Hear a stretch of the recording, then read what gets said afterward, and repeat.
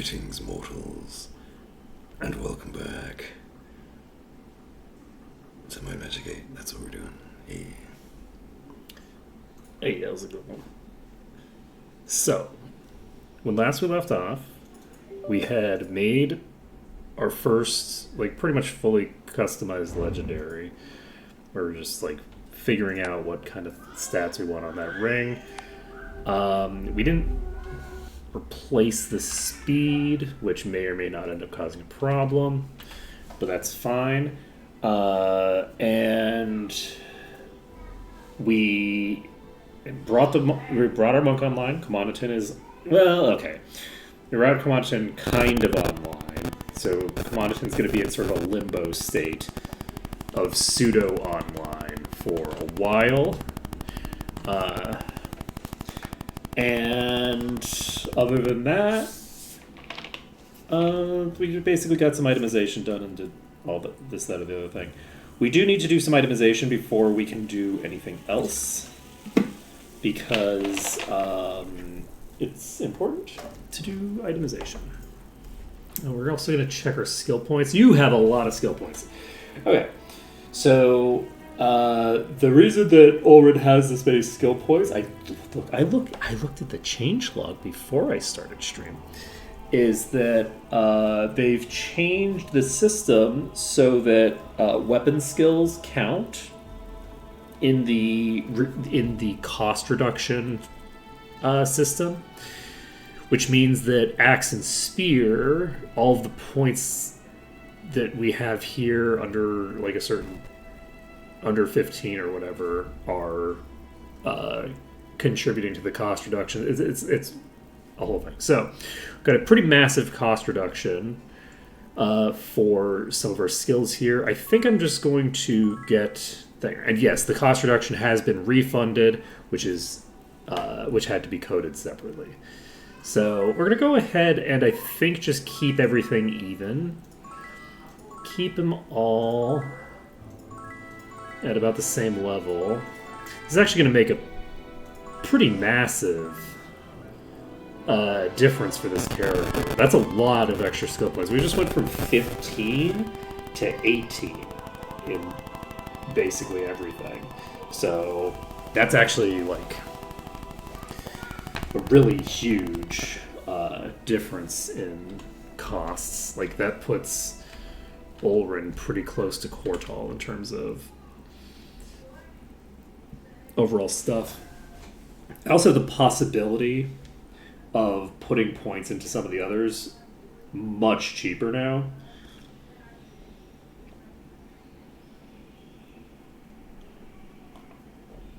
So if I decide that I really need a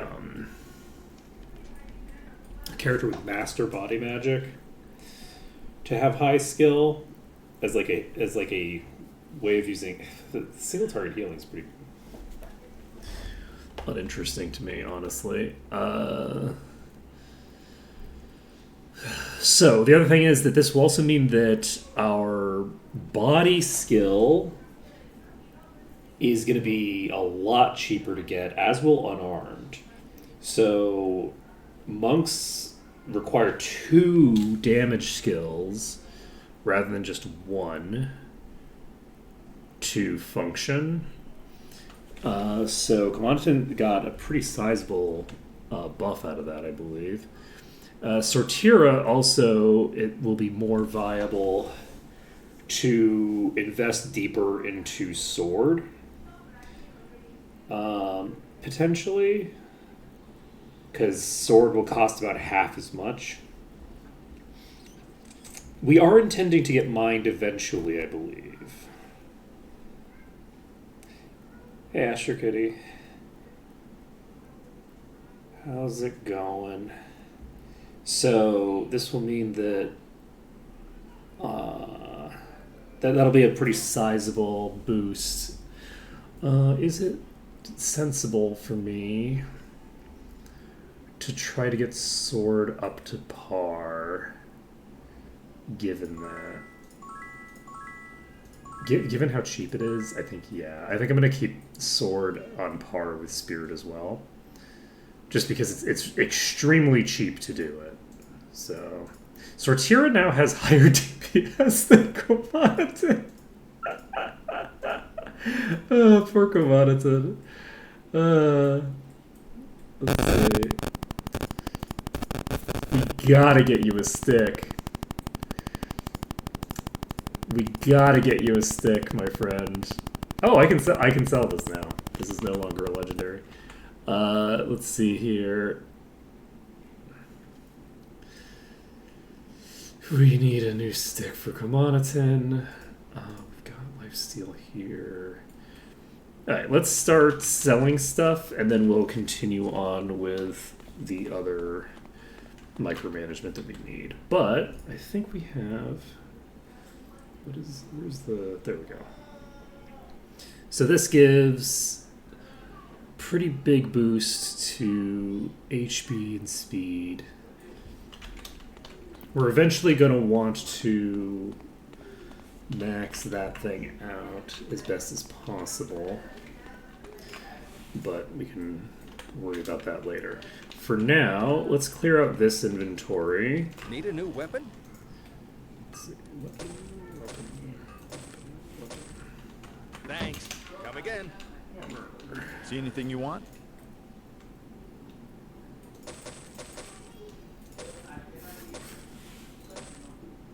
Thank you. Thanks a lot. Okay. So, you are not useful.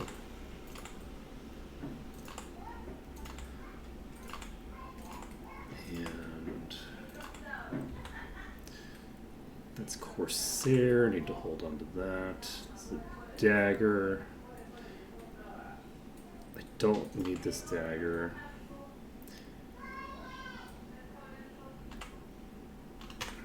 See anything you want?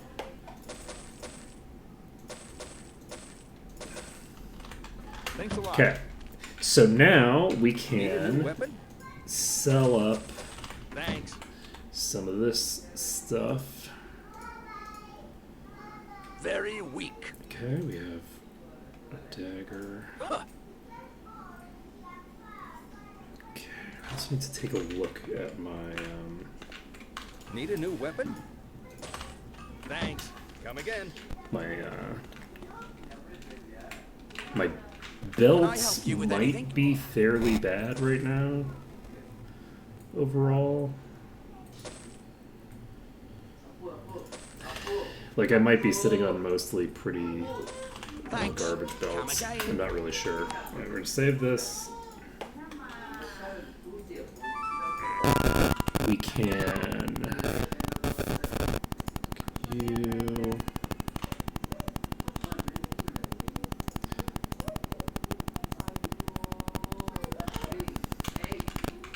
Can I help Is you with it? anything? Is there a problem with the mic?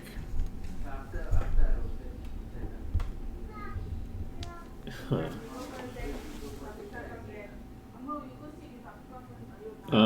Let's see. I'll open up the stream so that we can take a look. I don't see anything wrong on the little indicator thing. So it's crackling periodically. The most obvious solution to that, if it's crackling, one second, I'm going to mute the mic.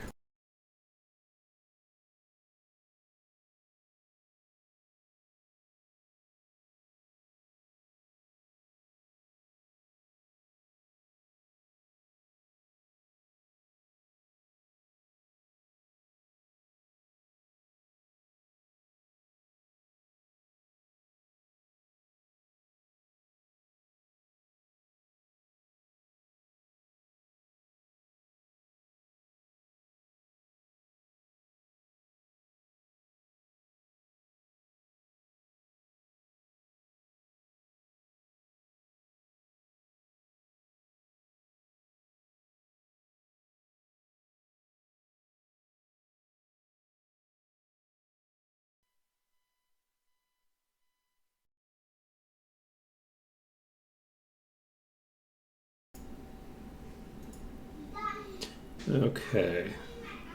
I've just unplugged and plugged the mic back in. which may fix the problem and may not. So, how frequently is it making the noise?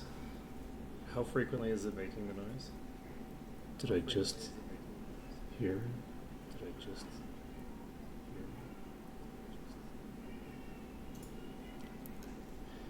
it? Don't know.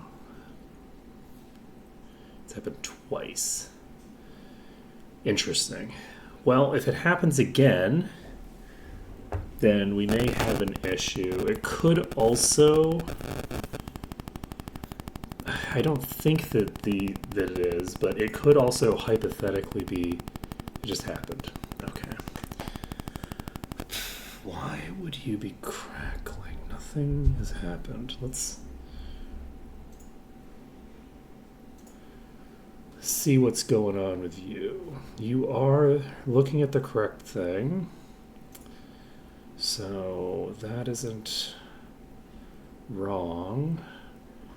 We're not clipping a noise gate. Is it not as loud just because I'm not talking as loud, do you think? I wonder, because if it's still happening, I would expect that nothing would have changed. It's odd. I'm going to just Google this because I don't... If it happens while the kid is screaming, tell me.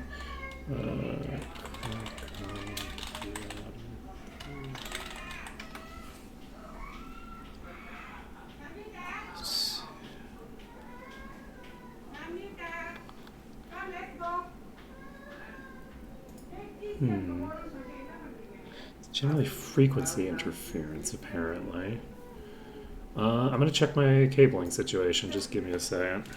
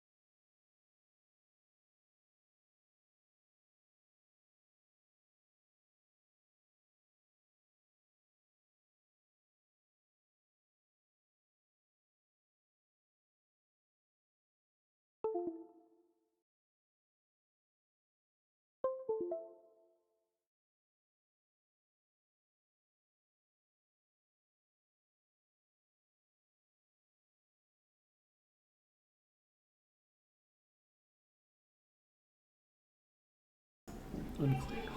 This looks very different on the screen. Oh, it looks very different because I turned the lights on. Yes. So, I'm going to leave the mic on while I go turn off the lights again. So tell me if it starts crackling again. I don't know why it would change in susceptibility to interference. Nothing changed in my wiring. Oh, right, I need to turn the light back on. Nothing changed in my wiring. So, in theory, there shouldn't be a huge amount of reason why that would happen. Let's see. I'm going to just check something quick. No. Okay, it's not using the wrong mic. It's not like doing some weird rerouting thing as far as I can tell. If it happens again, tell me, and we can continue trying to figure out.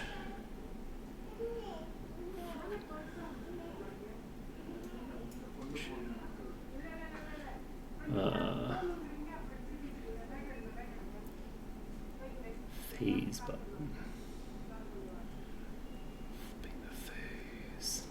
Yeah, I guess we'll see.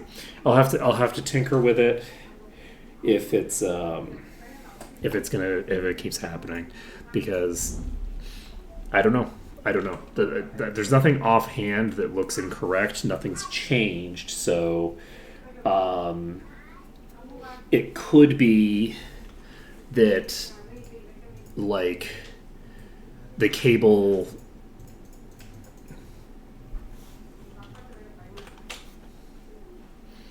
Test? Why don't we have sound? Give me a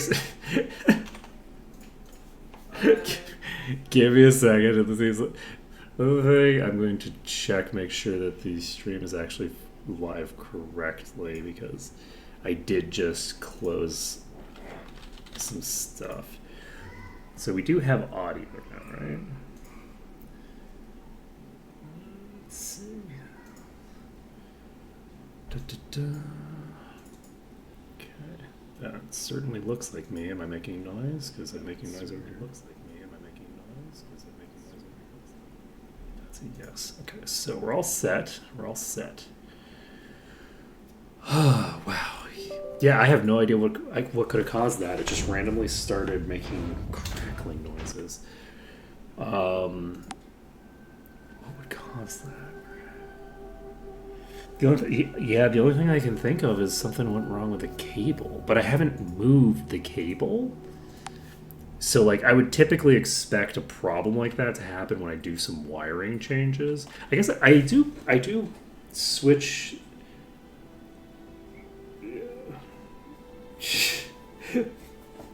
Probably unfortunate for you, you know? Probably unfortunate. Can I help you with anything? Listening to my melodic tones is probably harmful to the psyche. Can I help you with anything? Certainly if you want to stay awake. So, let's see. Hey, look, best thing I can say about my voice is that it's good at making people fall asleep. And that is a point of pride. Now, do I ever use it to try to make people fall asleep? Thanks. Actually, yes, occasionally. On very rare occasion, when my wife is having difficulty sleeping, and I know she's having difficulty sleeping, I will just ramble some, like, bullshit about what I'm doing in a video game, with the express intent that she's not going to be paying attention to me and will fall asleep. This is a thing that has happened before. I have used my voice to put people to sleep before, deliberately. It's a good technique. I am nothing if not self-aware. Okay, self-awareness is not necessarily my strong suit, but I am occasionally aware of some aspects of myself. Can I help you with anything? Let's see here. Why this ring? Why is this the ring that I put over here to sell? That's a crazy thing to do. That's crazy. Don't do it. Don't do it. Need a new weapon? Let's see here. Does it sound like the crackling has gone away?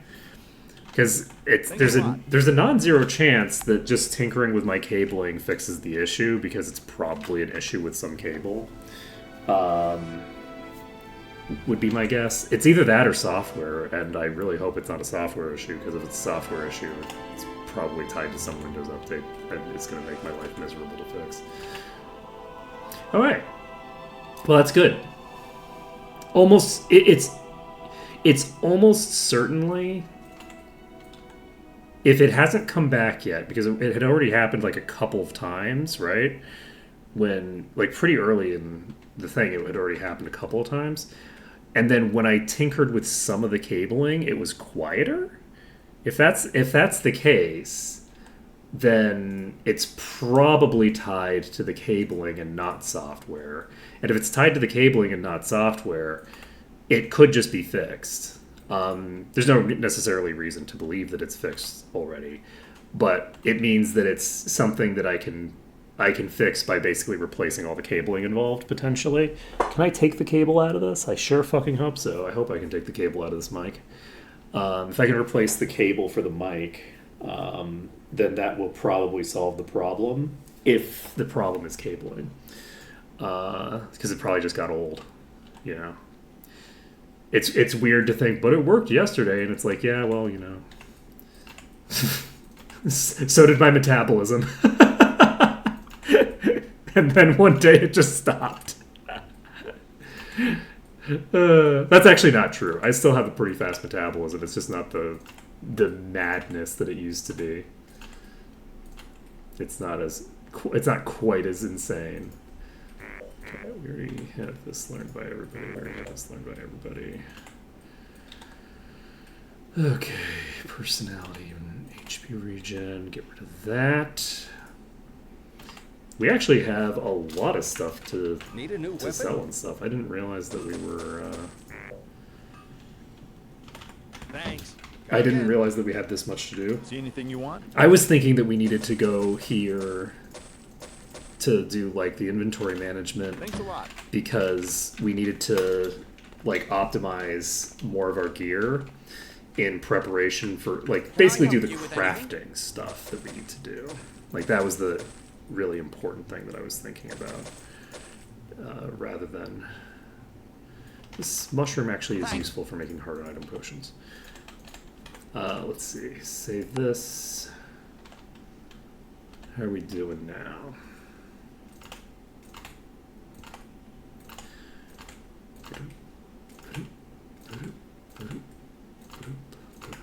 I didn't realize that we actually had a shit ton of materials that we needed to play with. Can I help you with anything? Actually, here's a question. We finished with the actual gemstones now, right? We cleared the quest that actually uses the gems, right? I believe that's the case. We now have a quest that's going to require alchemical materials, but the actual gemstone quest is done. So we should be able to get rid of all of our non-reagents, I think. Need a new weapon? Thanks. Come again. We still need the See anything you ring, want?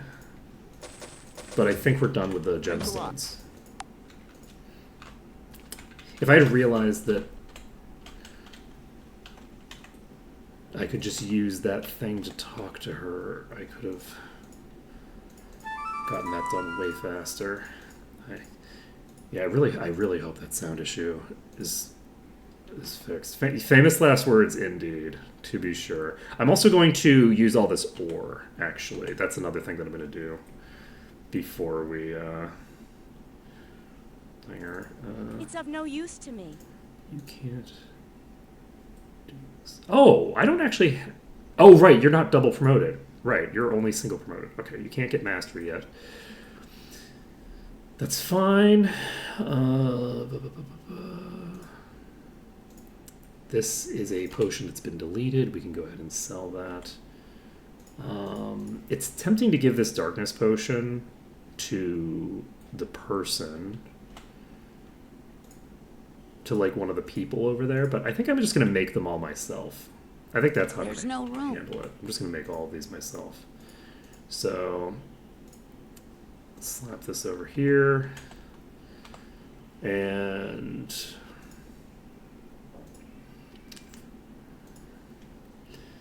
what's next? Yeah, we're gonna do some serious inventory juggling right now.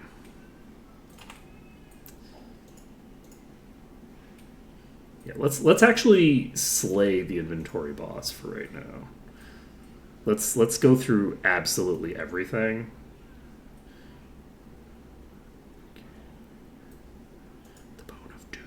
Do we have a shit ton of quests to turn in when we get to that zone? I think we might. We might actually have an absolute shit ton stuff to turn in. We don't have Master Mind yet, I don't think.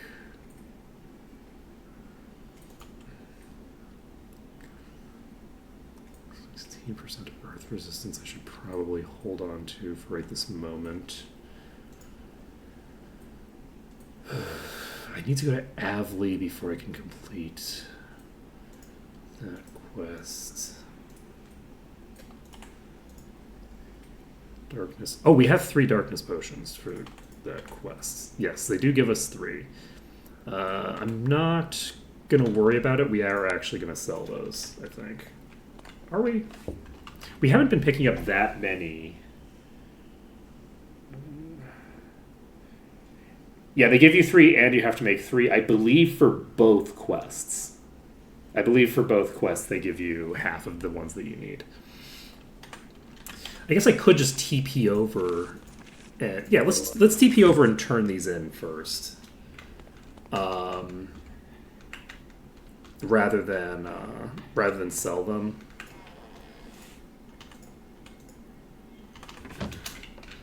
Because that seems like a reasonable thing to do, considering I literally have a beacon down already. Okay, many-tailed.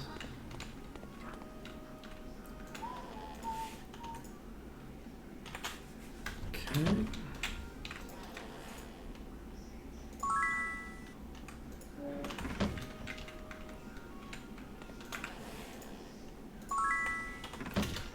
Like, look, I'm giving you these darkness potions to help you with this problem that you have here. The only issue that you're going to run into is that there aren't any...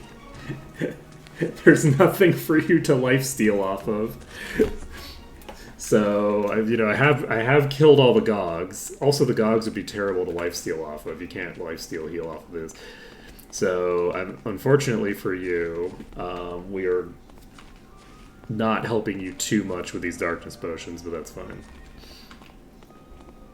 I am confused about why it got shifted to of darkness instead of like the lesser elemental resistance or a greater elemental resistance potion. I find that confusing. Like it would make sense for it to be the resistance potion still, right? Or even actually, you know what would make the most sense is the pure elemental resistance one, the black potion that gives you permanent resistance to them, because those are permanent. I feel like that might be the way to do it. It's probably just pointing at the same item ID, yeah. Can I help you with anything? It's my hope that they switch that eventually. Thanks. Just because I can't imagine it's that difficult to change the item ID for a quest, right?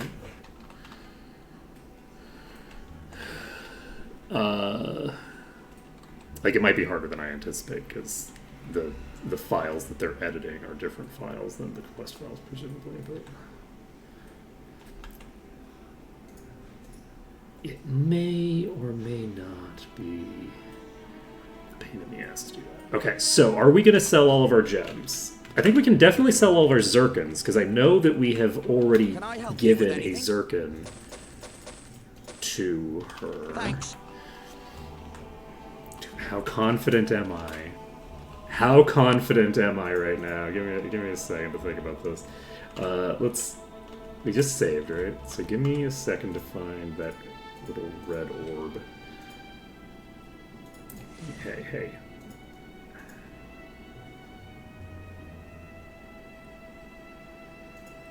Okay.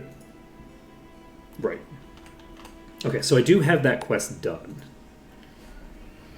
So with that quest being done, I think we'll probably be fine, right? It'll probably be fine. It's probably fine. That is a pretty big power boost and a fairly small vitality loss. This does have earth resistance on it, which is useless in this upcoming context. So I think this is worthwhile. This is a worthwhile swap. There's very little benefit to it. It's just like a little bit of extra endurance. Let's see here. What else do we want to do? It would be kind of nice. What type of staff is the highest tier staff? What is the best staff there? That's not what I need. I need Discord. Let's find out if the power staff here is the best type of staff. Because I could rework... I don't want to rework the staff into a legendary. That's a crazy thing to do. What am I thinking? No, we're not doing that. Rings is where it's at. That was very quiet. So... Sorry, this might be loud for a second. I should have muted my mic. Okay. So I do have one issue with the cabling, which is that this headset, the cabling doesn't work very well. So when I'm connecting into the mic here, the headset sometimes gets knocked out, but that shouldn't impact you all at all. It shouldn't have any impact whatsoever on the mic quality, because this mic isn't being used. So, and it's this cable. This is the cable that has a problem. So in theory, it should have no impact on you, and it hasn't in the past. So I did just move the mic a little bit, though. So if the crackling comes back, then we have pretty solid evidence of the specific cause being the cabling there. So, let's see here. We have crafting embers. We have a lot of crafting materials. This is only level 74 required right now. We should probably change that. We should probably also... we've now got a different priority scheme for our stats than we did before. But we don't have the things that we need to rewrite that chest piece. I just realized that we have a duplicate effect here. At some point, we're going to need to replace one of these two items, because this is chain, which has to go on this character, and this is a spear, which has to go on this character. That's really unfortunate. I think we are going to eventually replace this chain. We could also, if we wanted... Because, yeah, I think that I like the setup on this more than I like the setup on this. So, one thing that I can do, eventually, this is like a long-term consideration. Killing a monster with single target attack recovers your action time is a very good effect for Quartal. If we don't get extra copies of that, like that's a very minor effect for Severia, and the other two characters are not primary DPSers. So it's like we really only need one extra copy of that to get the bulk of the benefit that we're going to get. Basically just having the two slow heavy hitters doing that. Because a fast heavy hitter doesn't get as much benefit from an attack speed reset. Let's see here. It's still useful for a fast character. It's just not as long as you have high DPS, it's useful for you. But having a fast attack speed dramatically changes the relative value of it. So we have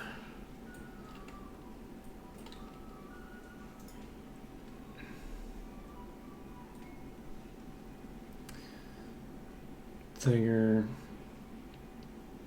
Do I want to nitpick the wording of what I just said? Yes, I'm going to nitpick it. Okay, so technically, this is something that I feel the need to correct myself on. Technically speaking, the only thing that matters in terms of the absolute efficacy of the effect, in terms of like the amount of extra damage that you're getting out of the effect, technically speaking, because it's resetting your attack speed to 0, in theory, it's just giving you free extra damage, and it's the amount of your attack. So technically speaking, it should, in theory, only matter how hard your attack hits in terms of the absolute bonus damage. So if Severia and Cortal hit for the same amount of damage per hit, Severia gets the same absolute benefit, even though she attacks faster, because the hit is dealing the same amount of damage. She's getting exactly one free hit,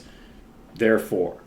However, as a percentage of her overall damage, as a percent, if the two of them were hitting just as hard as each other, her total amount of damage is higher. So, as a percentage of her damage, it is less impactful, and thus as a percentage of the overall party damage, generally speaking, it's going to be a smaller value because of there. And obviously, Cortal for now hits harder per hit, so it's a moot point. However, it is important to note in circumstances where you have one character who is doing an overwhelming amount of damage in the party. So if you look at the damage numbers, sorry, we are going deep into this right now, okay? If you look at the damage numbers here, if you had Severia doing 80% of the damage of the party, she's the one who should get that effect, even though you are, like, so basically if she's hitting harder per hit than the person who's attacking slower, you still give it to her because the absolute damage increase for the party is higher by giving it to her than by giving it to the slower character, right? Now, there are situations where that's not the case. There are disadvantages to stacking all of your DPS in one target, but there are also advantages to stacking all of your DPS in one target. So, all of that being said, we've now corrected the record. I am aware that what I said was technically incorrect. In general, because of the fact that it has a larger percent increase to the base damage that the character has, it is better on a slower target.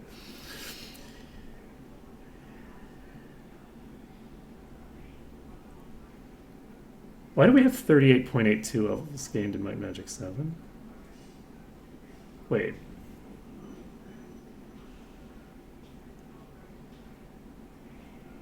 Wait, what happened? Didn't we have to... Wait. The last thing that we did was turn in all those quests in Might Magic 8. I don't have to go to the Druid Complex at all. Why did I think I was going to the Druid Complex next? The Druid Complex is in Might Magic 8. I have to go to Might Magic 6. Wait, what? I'm confused. What did I do? What? Wait, what?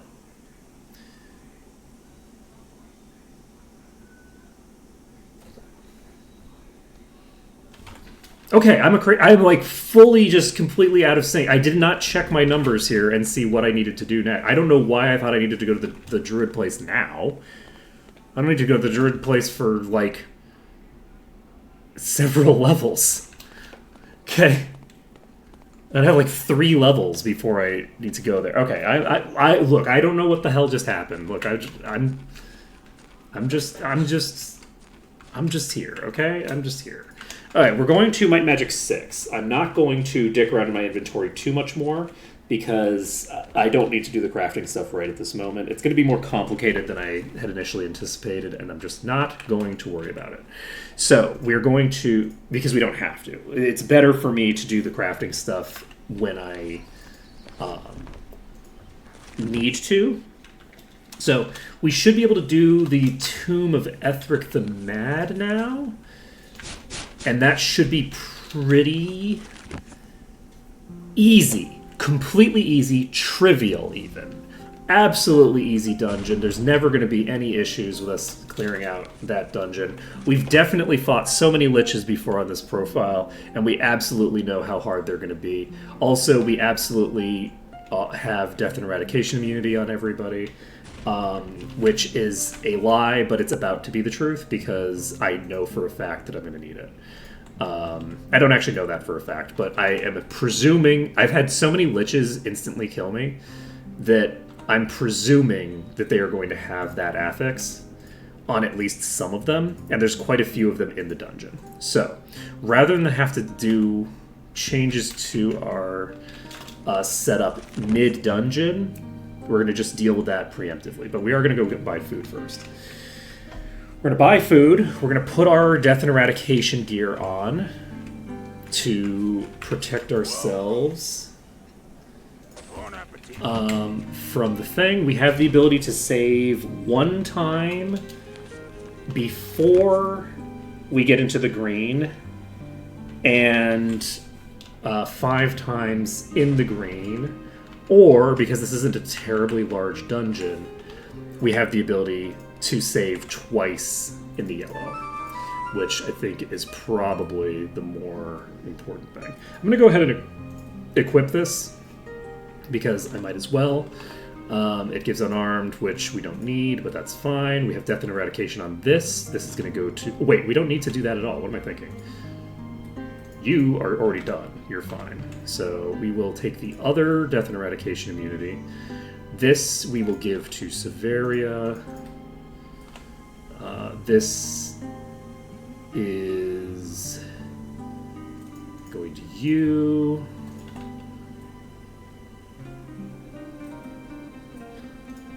Super easy, barely an inconvenience. So that's 3 characters covered.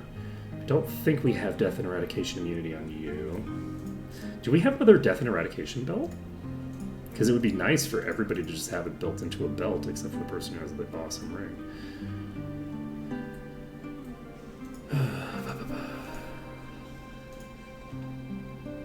It's convenient that I just had so many built in there. This is such a good ring. Paralysis and fear.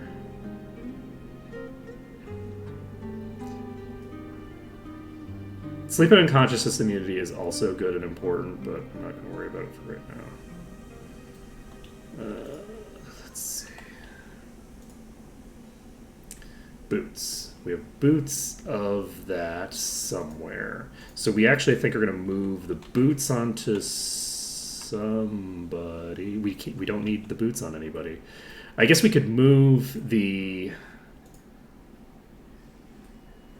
thinger. Let's see if we have... Oh, this is the one that I already looked at. Do we have it on a ring or something? I feel like if I did, maybe I would have equipped it, but I might not have. Nothing if not a dope. Let's see. That is of Doom. I like it.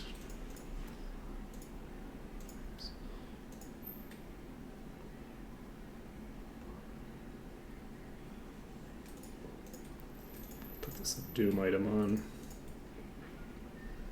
My goal basically is to get either of the gods or of Doom on as many pieces as possible. Don't think I want to put this in place of the all resists, but this is a really solid item. I'm gonna move this over here. Is there someone? This is endurance and hit points. It's a pretty decent effect. Let's see here. So I'm actually curious to see if just the speed on this is sufficient. What I think I'm probably going to do is I'm probably going to rewrite the speed to hit points eventually, but I don't need to do it right now as a priority because we'll be upgrading this quite a bit over time. Do I not have an additional death immunity to play with? Anything? I can just toss this out in favor of this. I think that makes sense. Okay, next on our agenda is immunity to instant death. So, yes, we have this here. Okay, perfect. And that's a perfectly decent Yes, I was like, we had something else. And I forgot that I had the gauntlets. So, we should have Death and Eradication immunity on everybody now. We have you with the ring that gives you it to everything. You have a belt, you have a belt, and you have a belt, and you have gauntlets. So we are immune to death, we are immune to eradication. The enemies in here don't natively have that, but liches keep getting it. It's happened multiple times that I've been killed by liches. I've been killed instantly by several high-level enemies during this run, so I think that it makes sense to just preemptively prepare for it. A good portion of this run is probably going to be pretty simple. The skeletons are not going to be a huge issue for me, I don't think. So, like, they're pretty low level at this point. I obviously don't want to get completely overwhelmed, but I also don't know that too many of these rooms have, like, a really overwhelming number of them in the first place. Like, how hard are you? Like, this is a pretty... Did I just get protected from eradication? Because I think I just got protected from eradication. One second. Does one of you fuckers have eradication? I am almost positive I just got protected from eradication. We're gonna look at every corpse before we pick it up to see what status effects they have. Protects from something again.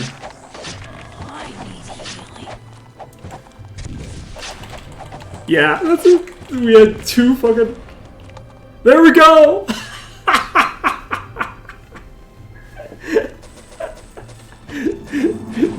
Wow. I wasn't expecting to get that off of the skeletons, I'm not gonna lie. That was surprising. But... that is pretty funny. I knew I needed that. I knew I needed that protection. In play. Let's go.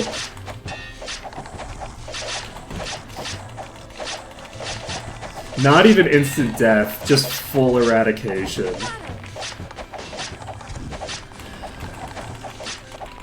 Okay. Good times. I'm also really glad that I have like an easy setup for that. Where it's just like, okay, everybody just slap on the... Oh, shit. You just slap on these belts. Call it a day. I don't know how many are hitting me right now. It seems like it's escalating, so I think they are leaking. One of these is a boss. If we start getting concerned, we have the ability to dive behind cover, and I think we should dive behind cover here. Oh shit, I made a big mistake there, actually, in positioning. I misread how the place was shaped. So we just pull back a little bit to basically reset the leaks. So now we have the escalating group of leaks coming out again. We will pop to this corner, and in this corner... Oh no, this corner's too good. We need to pull out a bit. No. We don't want to... We need them to be leaking a bit, right? Like, this isn't a pack that I want to fight from cover. I want to fight this pack just staggered, you know? Life is good. Is that the... Oh, that wasn't a boss.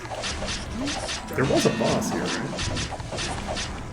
Yeah, they're no longer staggered, I think. I think we've got most of the rest of the pack left, but the rest of the pack is pretty small now compared to what it started as. I think I'm just going to try to brute force them from here. And I could be wrong, there might still be some that aren't here. I thought one of those skeleton lords was bigger than all the others, but I guess I was wrong. I just misread it. You are cursed. Let's go ahead and fix that.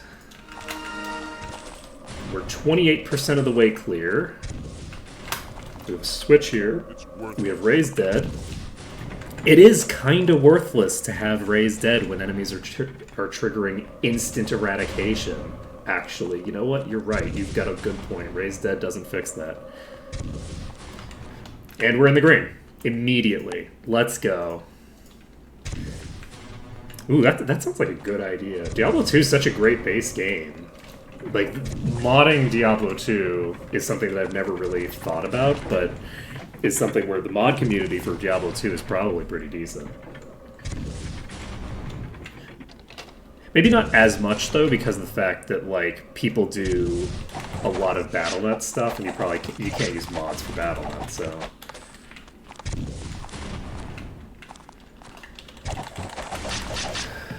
Or at least I assume you can't. I would be surprised if you could use a modded game on BattleNet.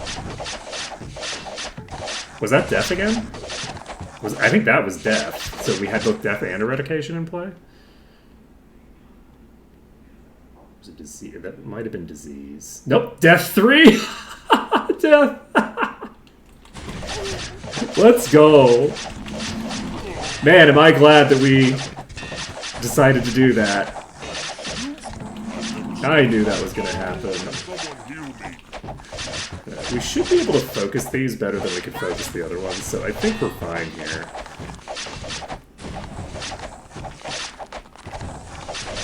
Let's see.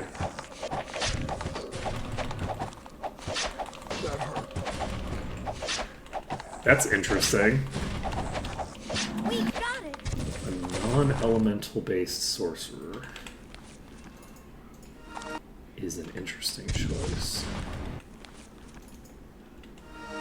What spell do they have that isn't non-elemental? Do they get Ultima?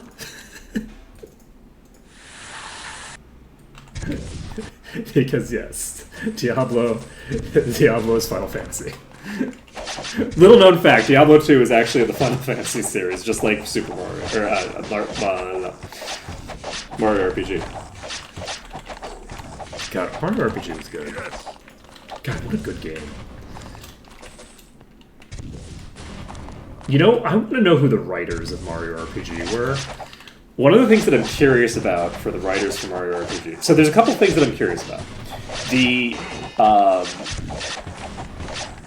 translation team, the localization team, did an amazing job with the localization. The dialogue for Mario RPG is mostly, like, humor-based. Like, there's a lot of jokes in the dialogue.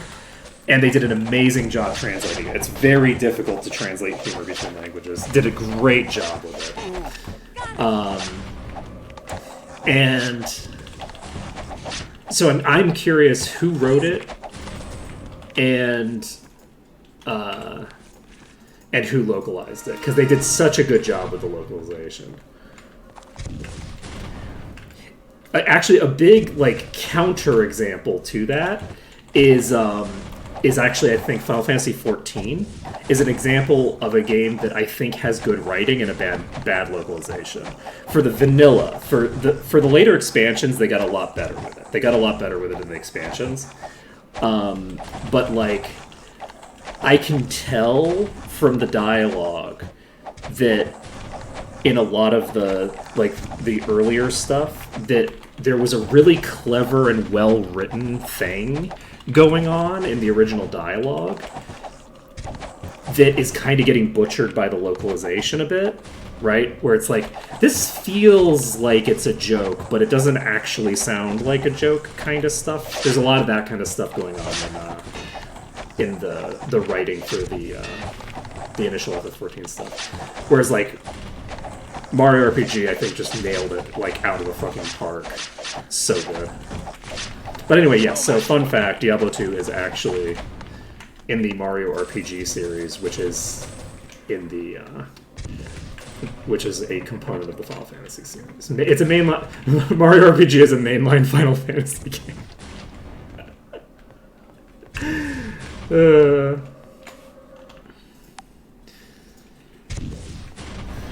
Fun fact. Fun fact.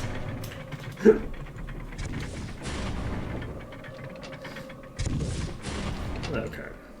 So this room is an absolute nightmare when the traps home in on you.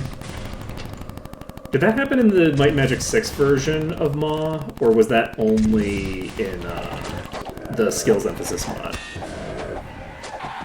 I haven't played any Digimon games. I have not. I don't do a lot of like Pokemon generally. Do we get blown up by the things from the right? Yeah, we get hit by the explosion from behind. This might not work. We might need to actually. It is but a scratch. Really? Heal me. The worst localization ever is there's a pretty high bar to get to the worst localization. Because there's so many bad localizations.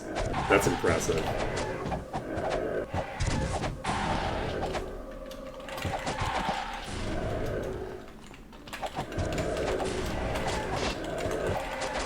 Unfortunately, I do need to move quickly because one of these is getting blasted continuously by the trap, and I need to pull it away from the trap. Okay, come away from the trap, please. Thank you. Plus side. Oh, insane.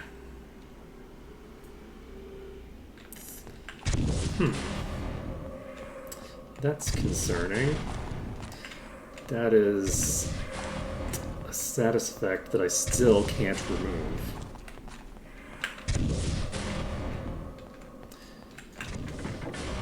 Just stand here instead. That didn't do the job. That just got me in the range of both of them, I think.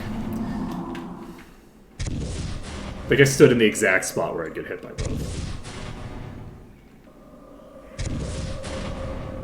Yeah, I don't know if it carried into my Magic 6 Maw either. It definitely was in Skills Emphasis, but I don't remember if it carried over into the MM6 version.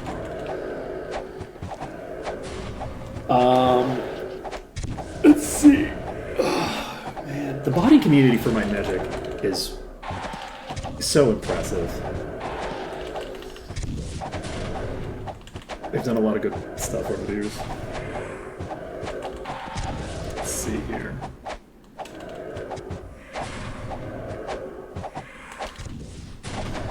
There's a lot of...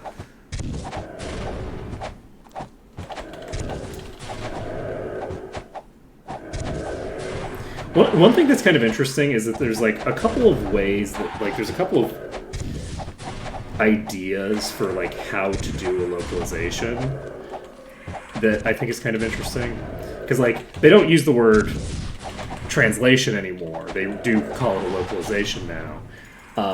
Because translation doesn't really quite cover what it is that you're trying to accomplish with a localization. Like when you're trying to make a piece of media like local, like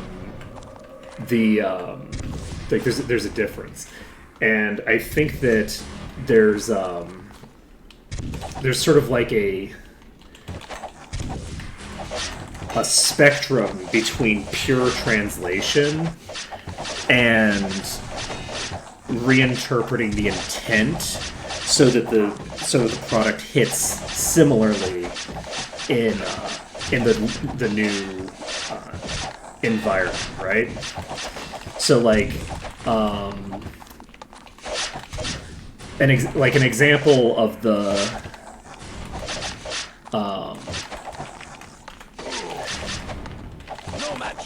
of like the difference between the two is that like in Might and Magic 8 there's the not Might and Magic 8. In Final Fantasy 8 also Might and Magic also part of the Final Fantasy universe.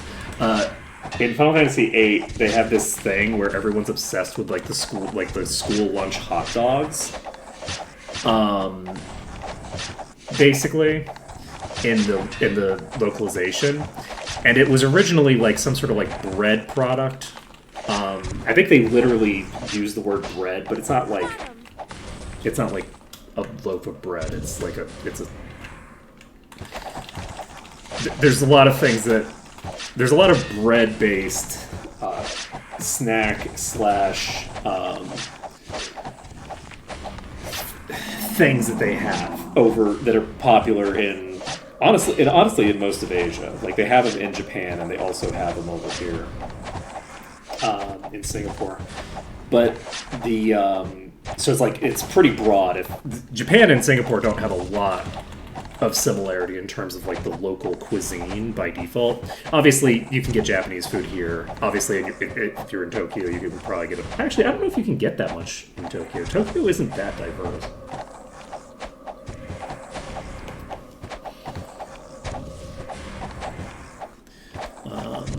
But yeah, but certainly in Singapore, you can get whatever Japanese food you want. But But anyway, so they translated it over to hot dogs, which is explicitly not what it was, with the intention being to communicate the idea of like some kind of like junk food that the kids want to eat because, you know, cafeteria food sucks. That's my presumption anyway. And there's two ways to go about that kind of translation. Is, do you want the people who are local to a new location to experience your culture, right, as in your work, or do you want them to have an experience that makes sense to them locally, right? And there's extremes that you can go to with both of them, right? And I think that there's value in both extremes, and I think that there's value in the median, in the middle space. Like I would say that, like, to a degree, the Star Ocean 2 had like this extremely overly literal translation of the Japanese text that was very confusing as like an American teenager who had no knowledge of Japanese. And I think that it's great that that exists. I think that that was very cool, actually. It was a very interesting experience. But I wouldn't want every game to do that. It's just sort of interesting. And also you have games that are extremely well localized so that they make sense in your local culture. And those work great because you have this great experience that you have that's localized to you. It's not like a learning experience about another culture. It's just like you can experience this the way that someone who was a local to that culture experienced it, right? Like you have the same way, you interact with the story in a similar way. Because an American interacting with a very literal Japanese translation is not interacting with the work the way that it was meant to be interacted with. They're interacting with it from a position of distance and lack of comprehension of like the why does Reina keep saying I am going? I don't understand. This doesn't make any sense. Like, do you have to announce that you're leaving? And the answer is yes and no, because she's not really announcing she's leaving by just saying I'm going while she leaves the house. She's literally saying I'm going, but she's doing she's observing like a cultural ritual. She's not saying I'm going, right? She's saying the thing you say when you leave, right? Specifically, the thing you say when you leave the house with the intention of coming home, right? Like when you leave your home, you say a specific... Anyway, it's a whole thing. So she's observing a cultural ritual that you don't understand. And you don't get that from the text without the cultural understanding, but you can learn it from the text, which is kind of fun. Anyway. Let's see. So that's my thing. I think that there's a balance between the two. And obviously there's also... This was translated pretty literally and not with intent, right? Like, that is another thing that happens, is someone will translate a thing, have no idea how to appropriately translate it, because they're kind of, like, passable in one or both languages, and... You know, they rely heavily on Google Translate. Or the equivalent, you know. The equivalent being like, you know, a Japanese to English dictionary or whatever. Right? It's worthless. I feel like one of my biggest things when it comes to like my interaction with art is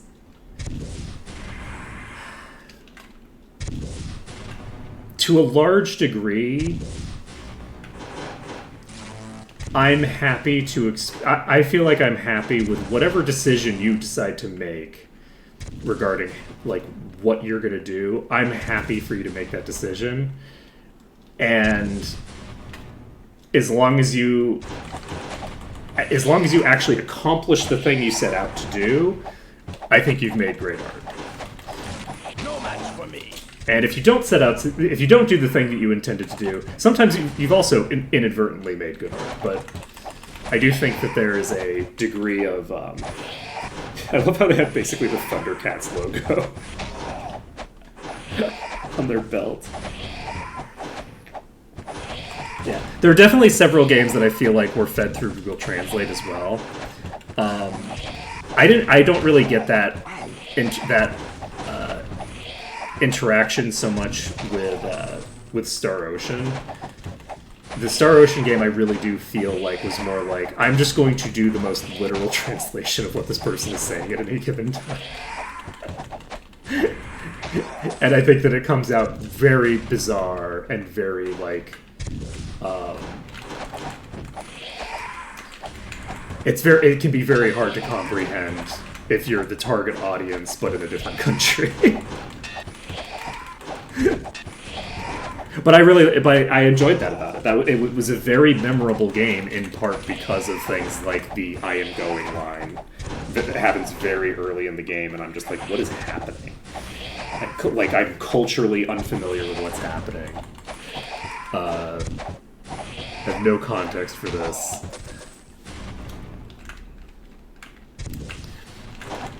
But yeah.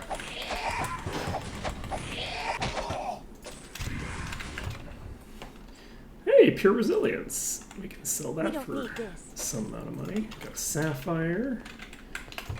Let's leave it behind. Sword. We don't need this.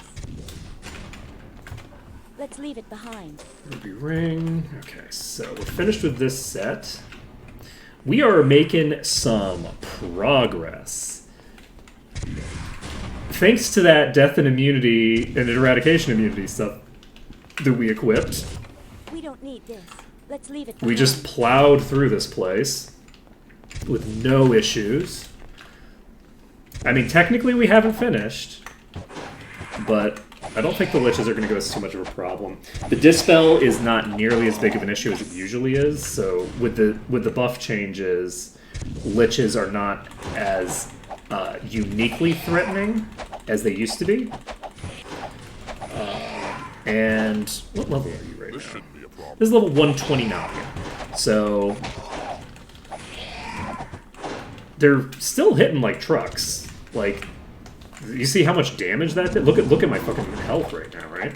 Like, these are hitting hard. But luckily, you know, with the layout of this zone and the fact that there really aren't that many of them in the zone, we're in good shape. Also, look at Severia's fucking lifesteal now. Holy shit, Severia's back up to full life again. Wild.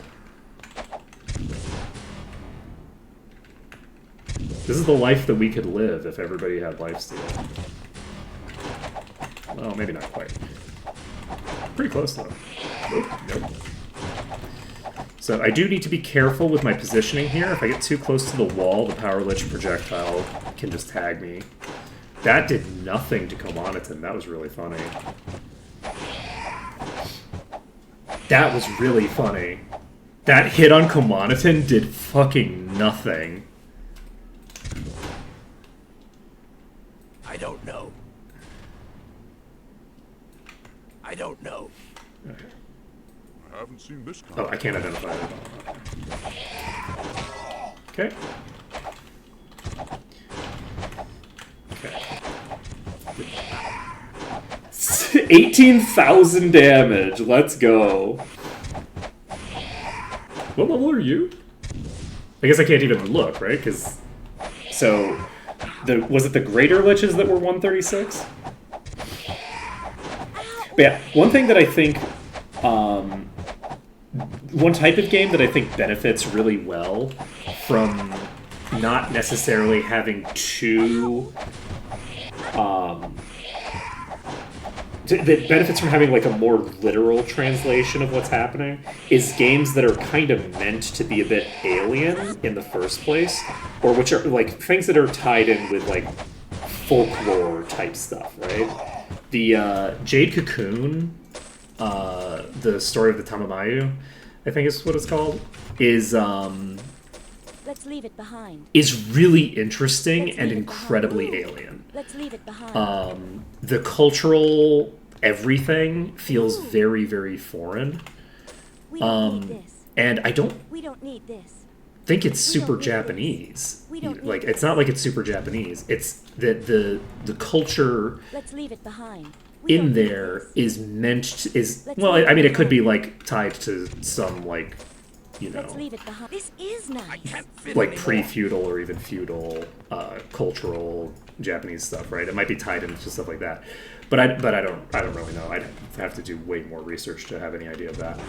But that kind of a story that's based off of like folklore type shit, it's good for you to feel a little bit unseated, where it's like I really don't understand fully what's happening culturally. Like, so I think that if you translate it fairly literally, you can retain the alienish, like the alien nature of it, without having to like kind of re-guess how to make it foreign, if that makes any sense, because it was originally intended to not be fully comprehensible locally. It's meant to be foreign. It's meant to be this unusual culture in the first place. The things they're saying are meant to be a little strange. The things that they're doing are meant to be strange. And trying to nail that in a localization is really hard. Like, because you first have to go, okay, well, what did they change from the default? What did they change from Japanese culture to make this alien? Let's retranslate this into Japanese, then translate it into English, then translate it into a foreign culture that's similarly foreign to the way that this culture was originally foreign to Japan. That's hard. That's really hard to do. That's a huge creative task that can be pretty effectively, handled by just going, what if we just translate it literally? And obviously there's limits to how much literal translation you can do. You do have to make some... you need to make a lot of like creative choices because even in like a literal translation, trying to literally translate a thing is impossible because there is no literal translation. But you going as close to literal as possible can be often a creatively useful decision for you. For again, creating like a vibe of like, unfamiliarity. Let's see here.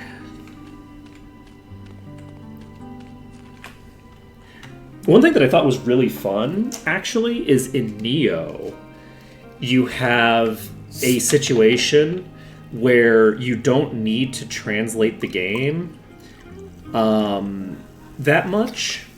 You have to have like text translations, but you don't need any dialogue translations because the game's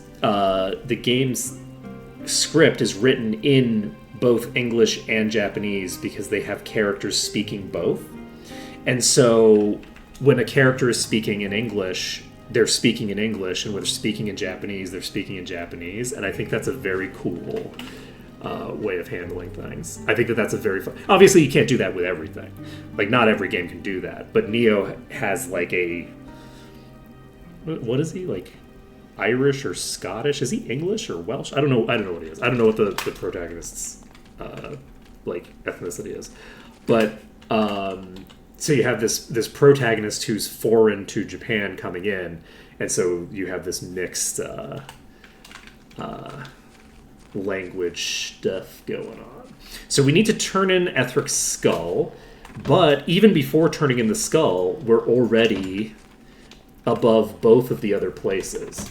So we're going to be making a large amount of progress toward... I'm not going to give you my gong. You're not going to tell me about... I want to talk to him about gongs. I don't want to give him my gong. I just want to talk to him about them.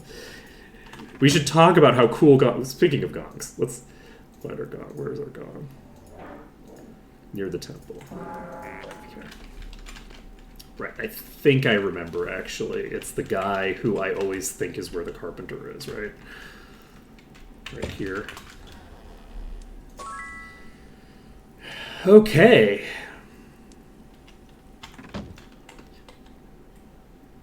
Reverse the process. The endless night thing is the thing that turns you into a lich, right? Look, I have a great strategy for how to reverse that project. It involves a big stick and a degree of impact force. Does you a treat. Works great. Works great.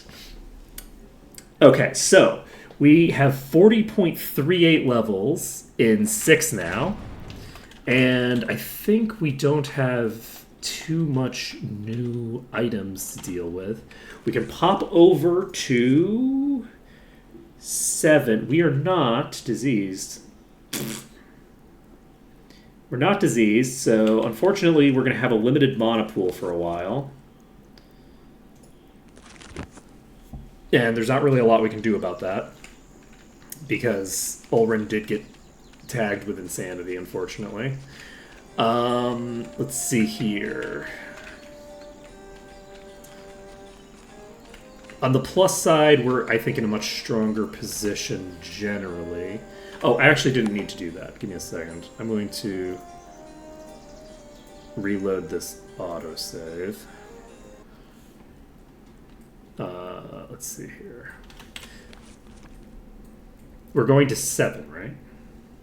So if we're going to 7, the reason that I don't want to teleport is because of the fact that I have such low mana regen right now that it makes more sense for me to just wait it out so that I can just teleport straight to the barrel. So we're going to go to Cure Weakness.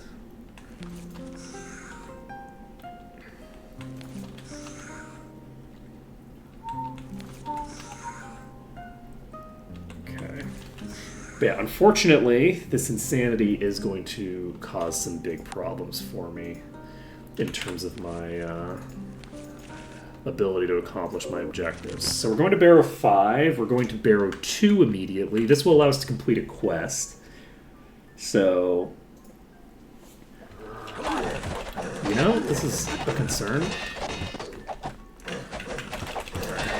Hopeful that there will be fewer of them behind me than there are in front of me.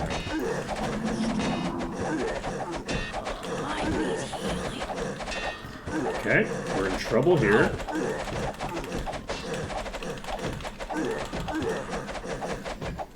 Let's go. Make it happen. Make it happen. Kamanachin can't go down or we're in trouble. Let's go. Sortira, I'd love for you to get back up and cast the Shared Life. Let's go. Yes. Oh my god.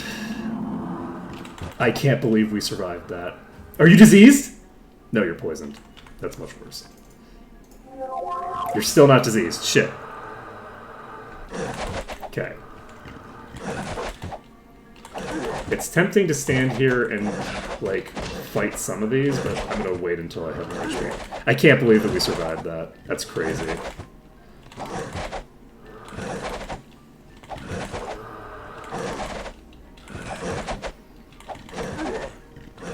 Yeah, Severia's very, very scary now, apparently.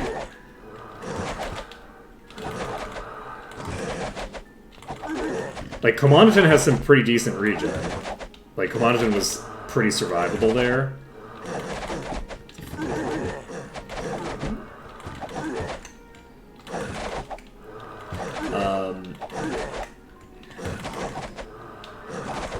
the like that was insane. I was expecting her to go down like a ton of bricks as soon as like we got down to like 3 people, much less down to 2. We were down to 2 people, and she was sitting on full HP the entire time. She only had her HP drop in a meaningful way when I cast Shared Life to just pull HP off of her. Let's fucking go, Severia. Holy shit.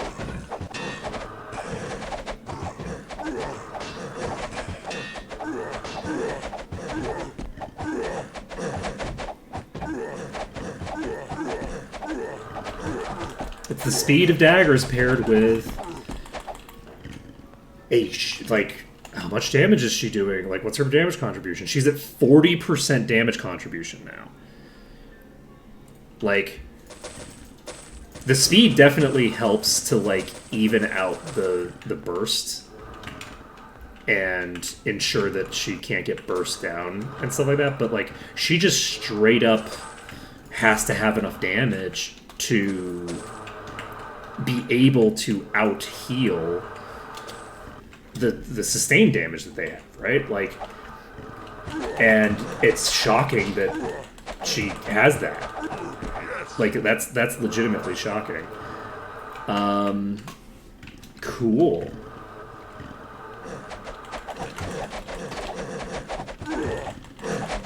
Do we have too many there? No. Back for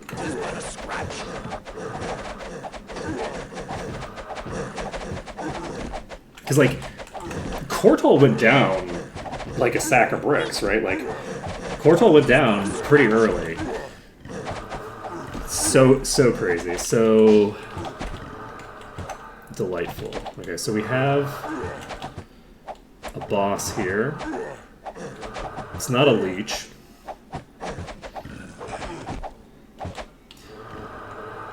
That's not great. That is significantly suboptimal.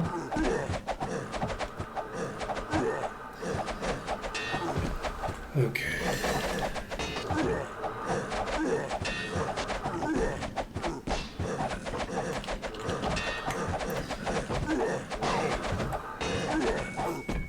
I have to see how this goes.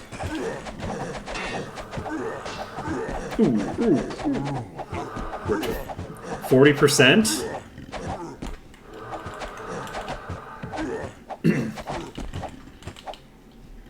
We still haven't gotten the boss.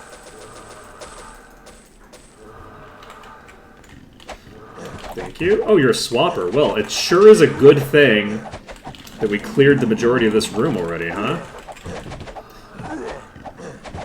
Can you imagine if this thing had attacked us earlier? Jeez. Maybe I shouldn't have done that, actually, because Severia doesn't have very much base HP. It's fine.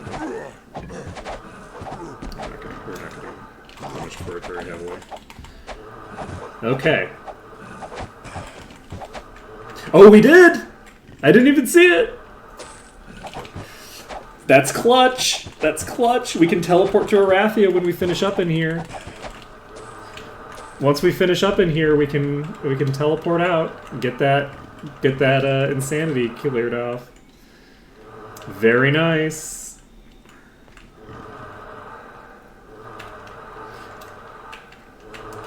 Let's go. We are in good shape.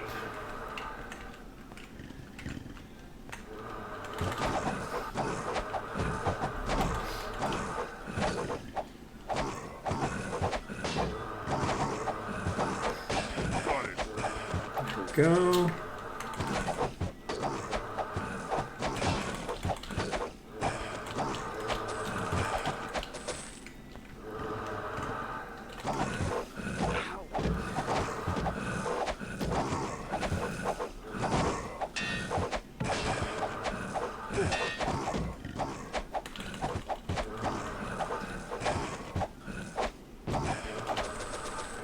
Let's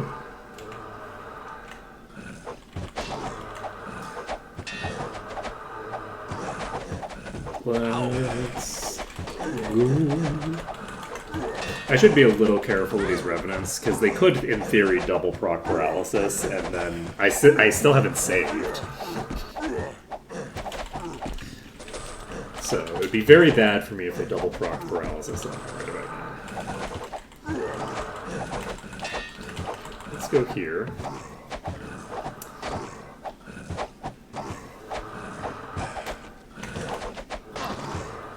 All good.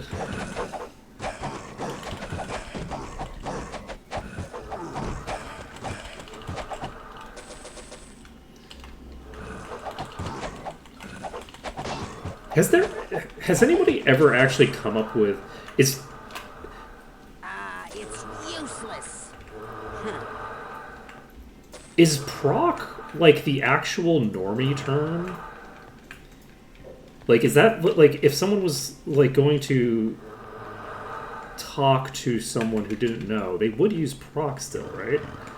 It's kind of wild that proc, which I believe is it's just process, right?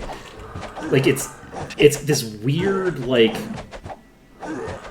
you know, a couple of programmers came up with this name a billion years ago for unclear alien reasons, and we still use it in 2024.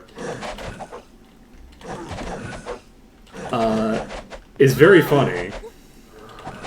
I'm curious where the origin of the term is, because I know people were using it in EverQuest back in the day, right? Like, procs were very important in EverQuest, specifically for tanking. Procs were very important because that was like where all of your threat came from as a warrior. But like,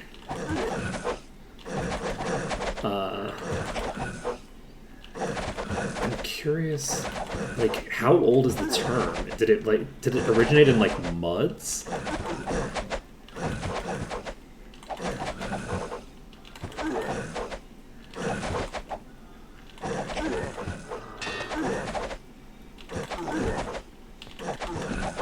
I'm trying to remember. I don't remember. I mean, I'm pretty sure that they had procs in Darkness Falls.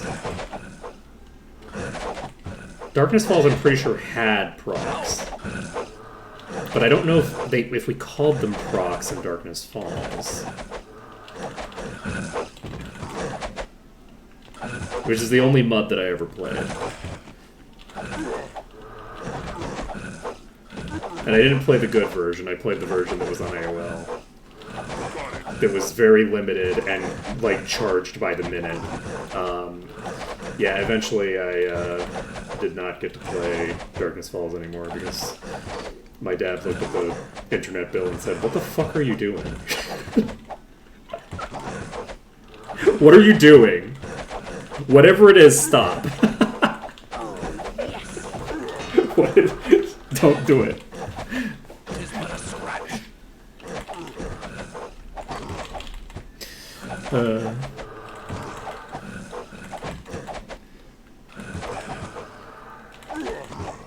Oh, it's not even process, it's procedure.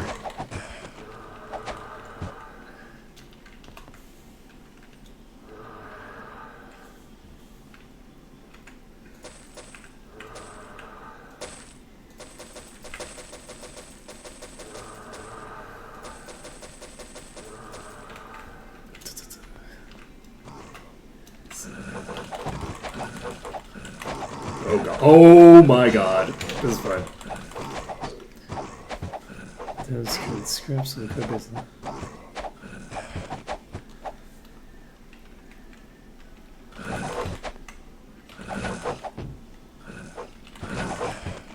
Did it ever get published? Did they use the term proc in any of the actual internal language of the game?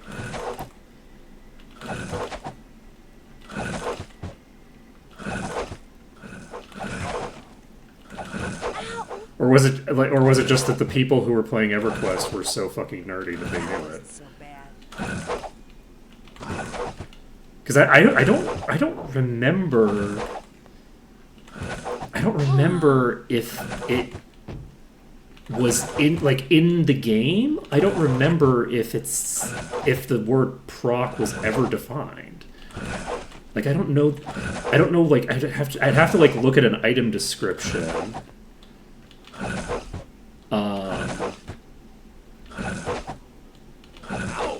From like, because I don't know if the item descriptions have been rewritten since, but I have to look at one of the old item descriptions to even know. But I'm not even sure if proc was in the game, if that makes sense, or if it was something that people just said. It's also possible that it was publicly referred to in changelogs. So it wouldn't necessarily be in the game, but if it was in changelogs, that's definitely like sufficient to like publicize the usage of the term, right?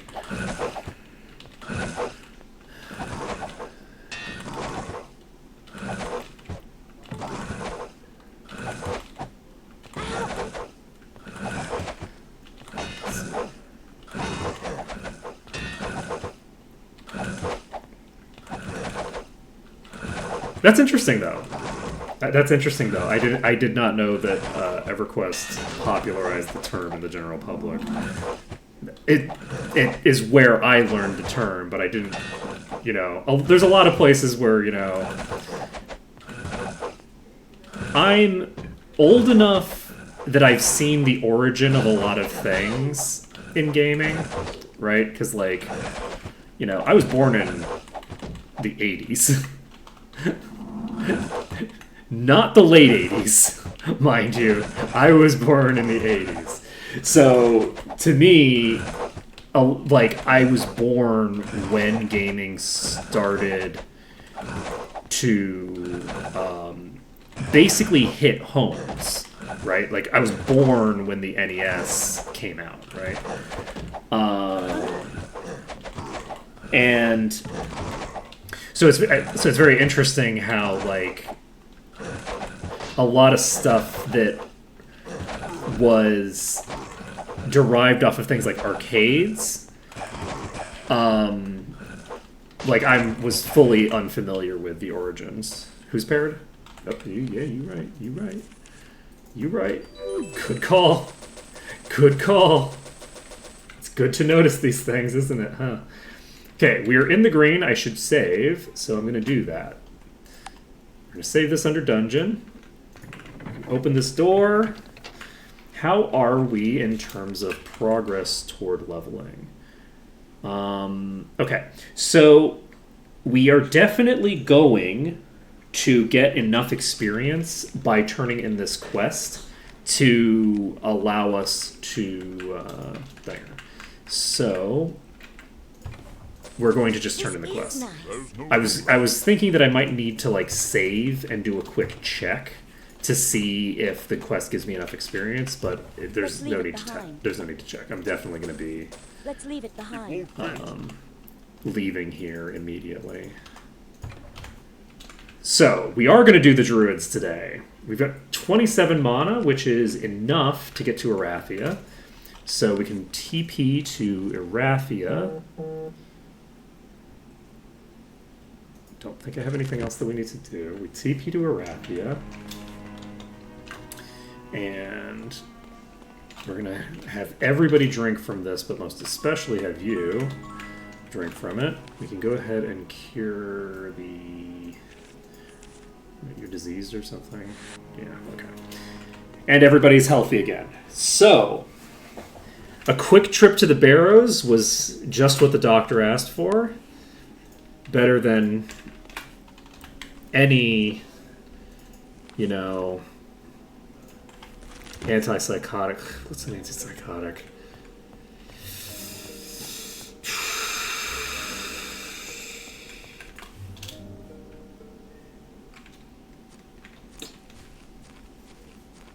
I can't remember. Yeah, we're turning in the lamp now.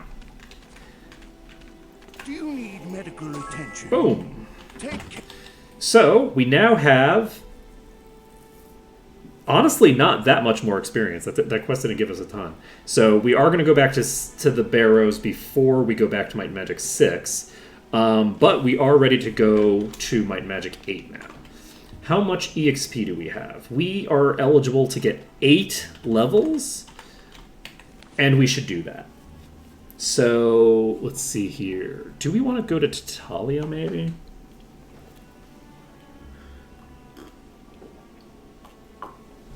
No, I'm gonna TP over to Freehaven. We're gonna check Freehaven, and we might slap down a thing over somewhere else. But yeah, Iron Fist I'd have to walk to. Wait, I went to Jadane. That's not the right place. I'd have to walk to Jadane. I don't want to walk. I can just look to see.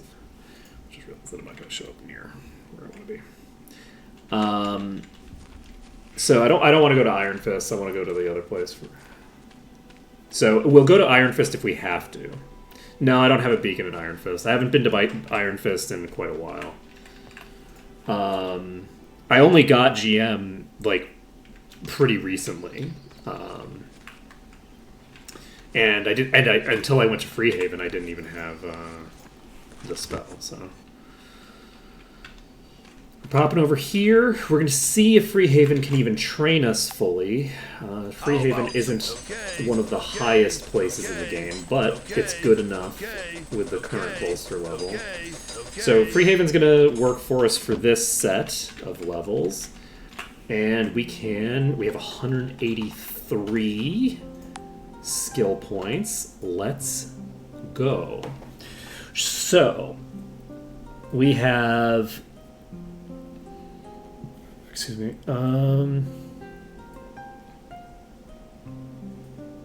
Do we want to get body caught up? Like, just for the hell of it? Gives us a little bit of might for the whole party. Gives us a little bit of body resistance for the whole party.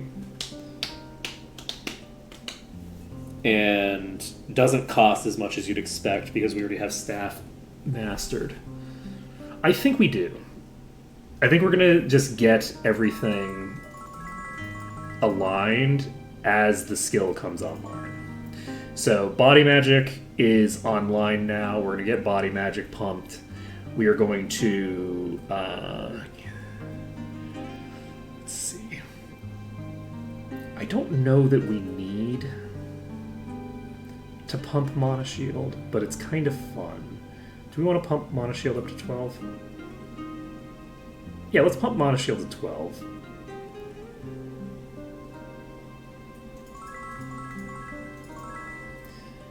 And that gives us a damage reduction per mana of 2.33. 2.33 isn't very strong. So this is not going to have that huge an impact on our damage taken, I don't think. But that's fine. We're going to pump staff and be able to pump body. So we're going to get ourselves to 22. I don't know if we're going to be investing more deeply into Mana Shield or not. We may or may not. We'll just find out. It's like not... we don't have that much mana regen. Like, we could invest more deeply into meditation if we wanted, but that's going to be pretty expensive. If we decide to keep Mana Shield and meditation up and regen and bodybuilding, like if we try to keep everything up, that's pretty expensive, and for right now, that's pretty marginal benefits. I think I'd rather focus on hit points right now rather than meditation, personally. So, as for you, we can get you caught up on sword.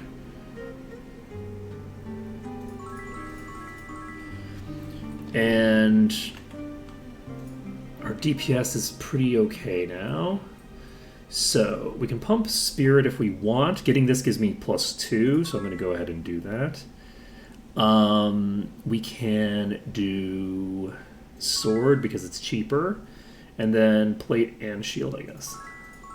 And we don't have GM for either of these, which is interesting. Once we get to GM, That'll be pretty nice for us, I think. I think that's going to be a nice benefit. And our damage isn't atrocious, necessarily. Let's see, what is our current crit? It is 81.87. So, if we put more points into this, we're maintaining haste with Severia, right?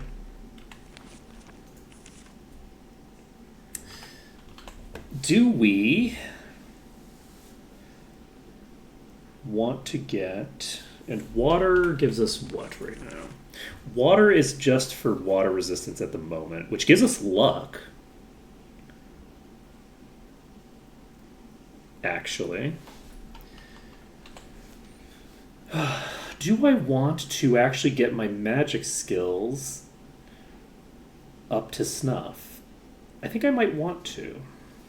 So each point of fire is worth how much? 0.2% haste.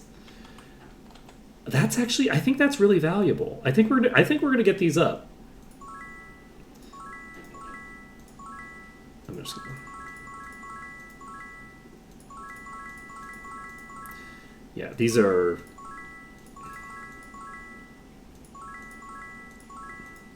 pretty fucking cheap now as well. So that, I think, will help us a decent bit. So that's 12. So we get 12 skill points, like 2.4% haste. That's pretty good. That's pretty good. Like 2.4% haste for the entire party is pretty strong.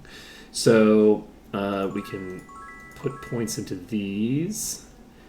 This character does not benefit from the change, by the way. The DKs and Seraphim and whatever that other thing is, Shaman, do not benefit from the change to this. So weapons don't stack with their spells, I think.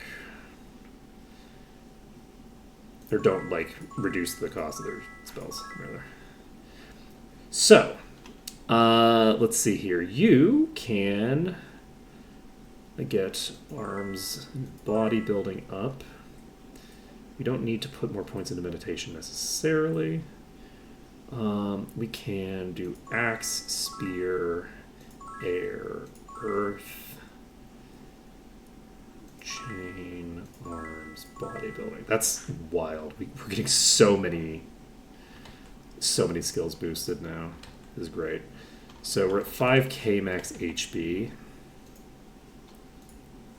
Let's leave it behind. And right, we have a bunch of gear that we've picked up and don't it's have useless. an immediate use for. It's useless, huh? The insanity immunity is actually very Let's leave intriguing. it behind. We don't need this. But it's fine. We don't need it, right? Let's leave it behind. We don't need it. This gives light magic and 38% air resistance. That's a very strong air resistance item. And you're set. Crown here. Nice. So that is a Crown of Doom. Not Crown, a Helmet of Doom. That's a 6% power increase. I can't carry anymore. Vitality decrease. You have your HP We don't tied need to your this. helm right now. Do I want to give this to you? Speed, accuracy, and doom. This gives all resistances.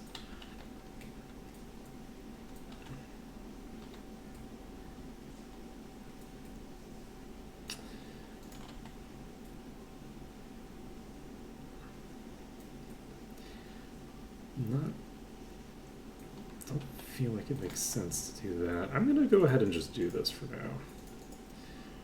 Do I want to do that? No, I'm not going to do that. I'm going to hold on to this. Okay.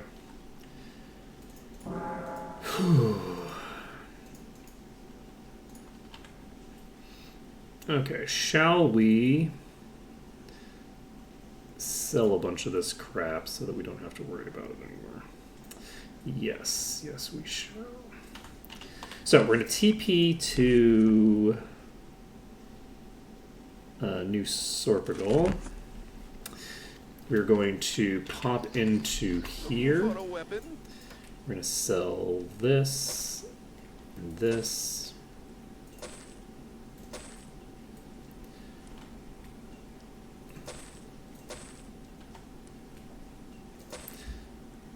I think we only have like one inventory to worry about right now. I think that basically everything got shoved into here.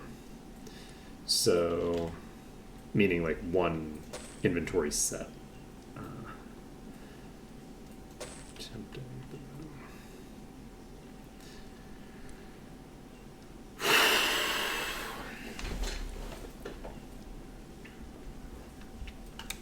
Oh, we have a death and eradication immunity cloak as well. That's interesting. Okay. Come again. So knife shop, Don't touch the common merchandise. defense, dodge.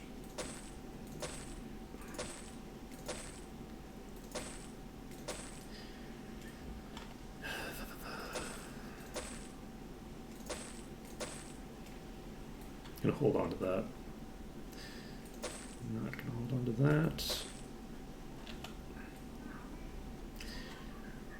Okay, I think Come. we're getting close to done.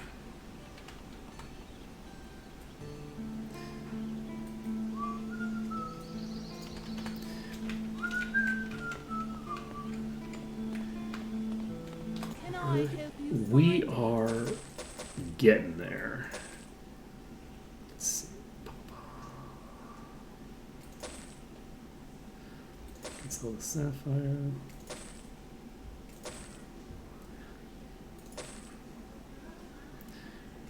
Do I keep moving the identify item over, or is this a new one? Doesn't matter. Alright, anything else of interest going on here? Doesn't look like it. Okay.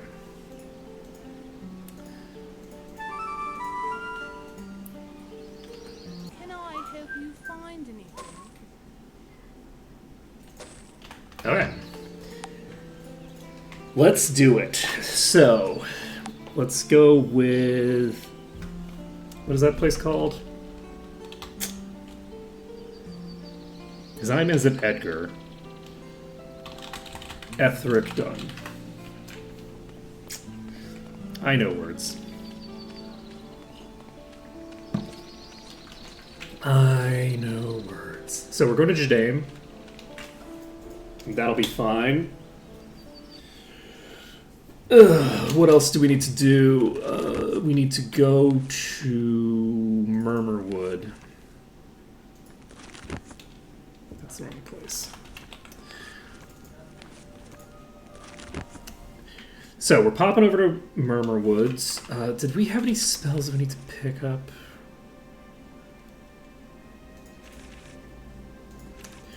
I mean, that is true that it's not the last thing that we did, but does the barrow that we just did even count?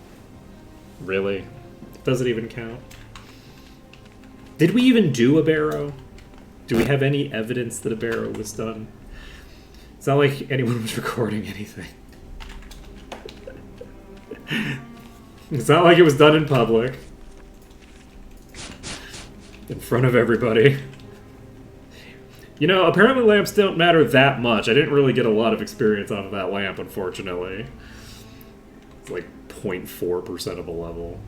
No, it was 0.4 of a level. You know what I mean. 40% of a level. Whatever. This is the issue with percents. Percents are dumb. They shouldn't be percents. Don't need percentages. Just stick to decimals. 0.4 levels. Done. We just need to get rid of the...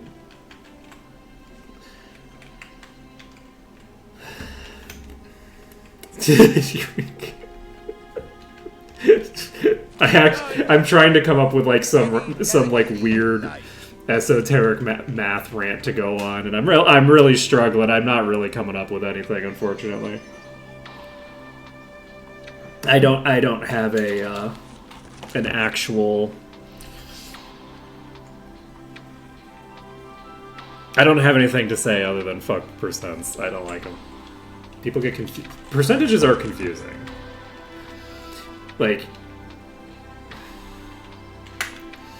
the issue with percentages. Okay, here's my hot take, is that when you say percentages and you say an X% increase, and you're already talking about a percentage, it can be very confusing whether you're talking about X points of percent, so a modifier of the percentage that is a linear modifier, or a multiplicative modifier. So as an example, if you have 50% and you get a 5% increase, do you now have 55%? Or do you now have 52.5%? And that is linguistically confusing. I don't know. Oh, yeah. Look, it's fine. We're gonna easily nail it this time. No problem. That is fine. That wasn't a really helpful. You are not heading straight for me. You're gonna head straight for me. You fuckers. Okay, let's kill this pounder. We're gonna. You're fully dead. Okay, let's get into this corner, question mark? Okay, this is fine. Everything about this is fine.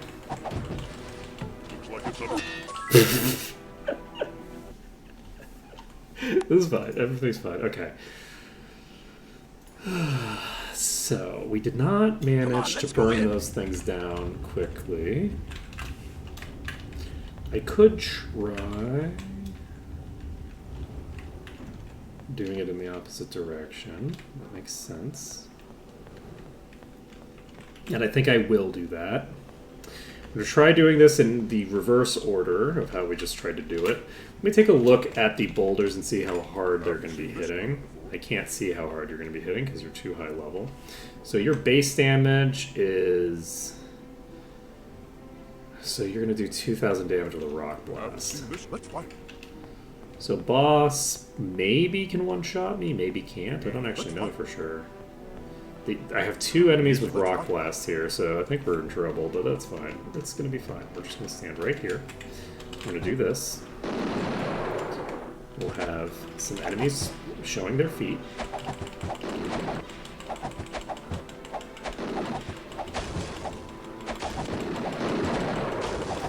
Okay. We have a Juggernaut. Can someone heal me? Okay. Juggernaut's toast. We now have more feet.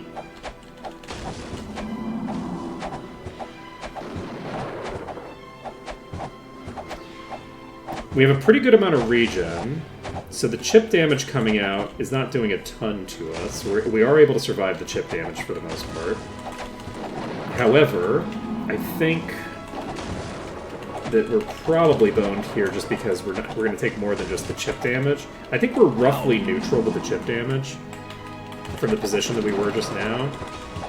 Or at least we were when we were attacking. I don't know if we can keep up with it if we're not attacking and getting the extra stuff off of her.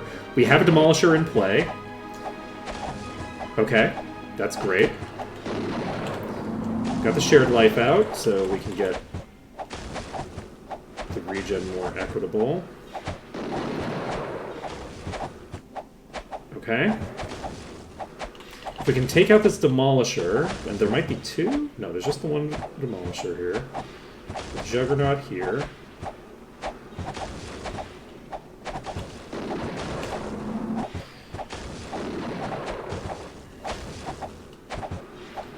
This is promising. We're taking out this Dark Dwarf Grunt. The problem is that I don't know how hard these Rock Blasts are going to hit. And I'm not sure how I want to handle this. Do we have any rock blast coming out from those? I think there might not be any rock blast coming from those. I am going to move. Goal right now is to get to here, which there is a direct line of sight to hit me with some bullshit there. Can I kill the Juggernaut before these things kill me? I don't think so. So we need to get behind cover again. We might not get the opportunity to before we get blown up by the rocks. And even if we do get into cover before we get blown up by the rocks, there's no guarantee that we don't get burned down. We're going to get burned down, I think. Yeah. So that was an unusually large pack. I don't want to save while I'm in a position where I can be attacked. Just because it feels icky, if that makes any sense. Like, it just feels like... cheesy is maybe the wrong word. It just feels weird to save while enemies have the ability to attack me. So I'm gonna try this again. I also was not super invested in that save. There's no guarantee that I had like a particularly good opening. I wasn't exactly set up for success there. I was set up for maybe being able to pull out something, but no guarantees, you know. Okay, we got the Juggernaut down. Unfortunately, we also lost... oh god, there's 2 Juggernauts on... oh, fuck, we're gonna die. We're gonna die to this Juggernaut, I think. We might not, but I think we will. It's not gonna take too much more to burn us down. Have no fear. Portal getting up there might have actually been clutch if a couple more misses had come out. I don't think Commoditon can survive this. I'm badly hurt. So, I'm pretty sure we're boned here. Commoditon just isn't doing enough damage. If Commoditon was fully online, we would have actually had that easily. I mean, if Commoditon was fully online, that changes the whole thing. But if Commoditon was doing any decent amount of damage, we would have trivially gotten through that. We could have gotten a little bit better RNG there, but we got pretty good RNG there for the most part, I think. I think that was just a very difficult... that was a difficult setup to win because we got 2 Juggernauts on us at once. But we did get 2 Juggernauts on us at once there. And it was kind of a toss-up whether we won or not, which is actually a really great sign for us. Okay, we got a Charger here. We might be able to kill it. But no, we're just getting tagged by too many of the boulders. I do think this is the most realistic... I think this is the most realistic opening. It's really unfortunate that we got that boss locked in, but 2 Juggernauts came in at the exact same time. Because if they hadn't come in at like the exact same time like that, I feel like we would have had a good shot there. Not great. Poison is not great either. That really disrupts my whole deal. I need healing. We are getting fucking crushed here. Holy shit. Have no, I don't know. That was intense. Yeah, is there... This one's alright. Excuse me. That was intense. I don't know how we're going to handle this. And my guess is probably slowly and painfully, but I think there's a decent chance that I can survive a single boulder from a boss. So if we can survive a single boss rock blast, then yeah, there's just not enough corners here. It's pretty much just explicitly that.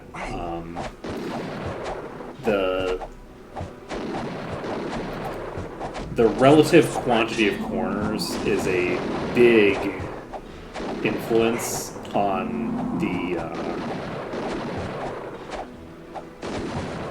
difficulty of a given dungeon. Like, if you want to maximize the difficulty of a dungeon, like, unironically, make it round. This Demolisher is crushing me. Have no fear. Like, solo, basically. Jesus Christ.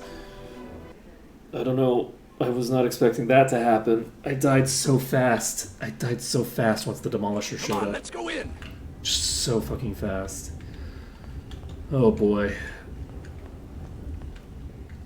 Yeah, I think that we're now at a position where we don't have the ability to leave again. I think that we have to do it here. I don't think realistically that Tis but a scratch. I can claim that this is not doable anymore. This is doable. I just need to do it. We're gonna need some RNG on the load-in to get a boulder setup that doesn't crush me on its own. And we're gonna need to not have too many strong enemies leak. I haven't seen any other locations kind of at all in this place, to be perfectly frank. There are basically no safe locations in this dungeon. This is the only location that I've found that does anything for me. Every other location is fully exposed, as far as I can tell. Like, it's like this or taking full damage from every enemy in the dungeon. Basically. I guess hypothetically, the other thing that I could do... Come on, let's go in. It is possible that I could make something work with the elevator itself. The issue with the elevator as a strategy is that I can't handle a few enemies, right? Like, this pack is too big for me to fight here, right? So, if I could survive a little bit better, I could try to do an opening with the central room here. But the issue is that basically no matter where I go, I'm going to have enemies coming from multiple directions, and they're going to kind of just obliterate me. You can't get on top of the chests, I don't think. Or if you can, it doesn't matter because they're all visible to a boulder group. Like, fully visible to a boulder group. So the chests are not really relevant.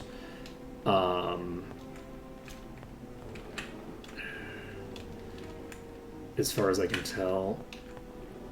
I'd like to get through here if I can. We haven't done, like, a lot of searching in, like, this room. But this room doesn't appear to be anything, right? This is nothing.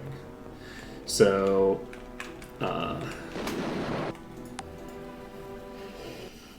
we could try using one of the chest rooms again, if we wanted. So, like, if we go down here, the map looks weird there, but if we go down here, we've got, like, bosses, like, with vision on us here, right? Where's this opening?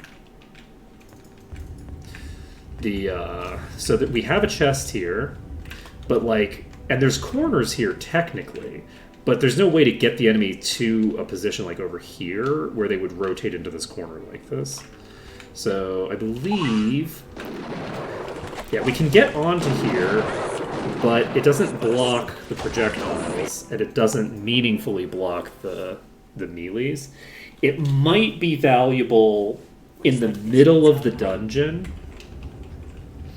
Once we've cleared those rooms, we can potentially use them as a baseline to kill the melees. If, like, it limits the number of melees that can hit me at once, for instance. But there just doesn't seem to be a lot there.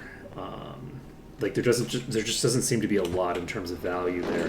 There might be another corner like this one somewhere else in the dungeon,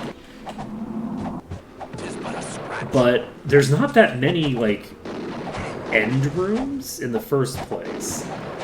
So I do feel like just RNGing our way through this opening, because we got this opening the previous time, where we just got like a fairly weak set of enemies and we're able to clear it. That did happen. That's how we got through this on the previous run. If we can get a roll like that again, then I can't even see if we have enemies here. Yeah, we do. Okay, I can hit them from here. But I'm getting hit more from here than I was just now, I think. I think I might be blocked. Just from the rocks. Which admittedly the rocks kind of describes the entire dungeon pretty much. But yeah, I think it just comes down to, based off of what I'm seeing there, I think I might want to just reload if I have too many boulders in the room. Just immediately, rather than waiting for them to whittle me down. Because I can't really recover. Yeah, I'm not going to try that. We can't recover while we're in that corner. If we get out of that corner, we don't have anywhere else we can go. We're kind of just trapped in there. So I think that we just wait for specifically a low boulder content in that room. And if we can get a low boulder content in that room, we can make a save in the corner out of range of most enemies. I think these are mid-tiers, right? No, these are top tiers. We're going to get out. There's I think 2 top tiers there, and I don't want to have that be my first opening gambit play. There's only one big guy here, actually. Could I try? Not the issue is that I would need some sort of corner that actually functions as a corner to be able to make anything out of this, I think. And I don't know that we have anything that functions as a corner to even like limit the number of enemies coming at us at once. See, like these all just walked straight to us in this corner. The specific ways that the dungeon is designed actually optimizes the flow of the enemies very effectively. Like, in some ways, this is like one of the best designed dungeons in the game. In terms of just like not having gaps. I don't know. Oh god, a regenerating boulder. Oh man. Okay, well, it's a good thing that we didn't have to open into that, huh? Okay. It's a little dark in here. It's all fine.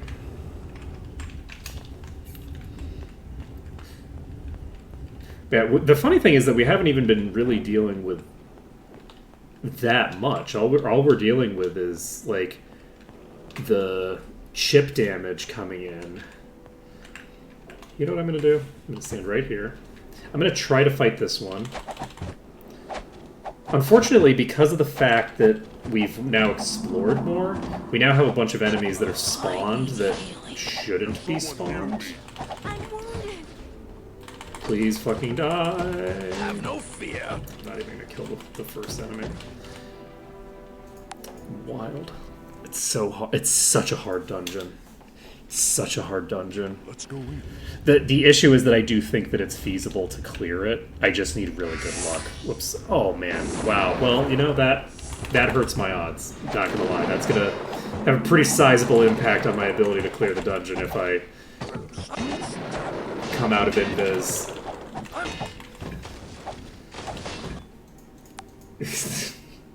Jumping out of invis into by just walking into the only enemy that's standing there.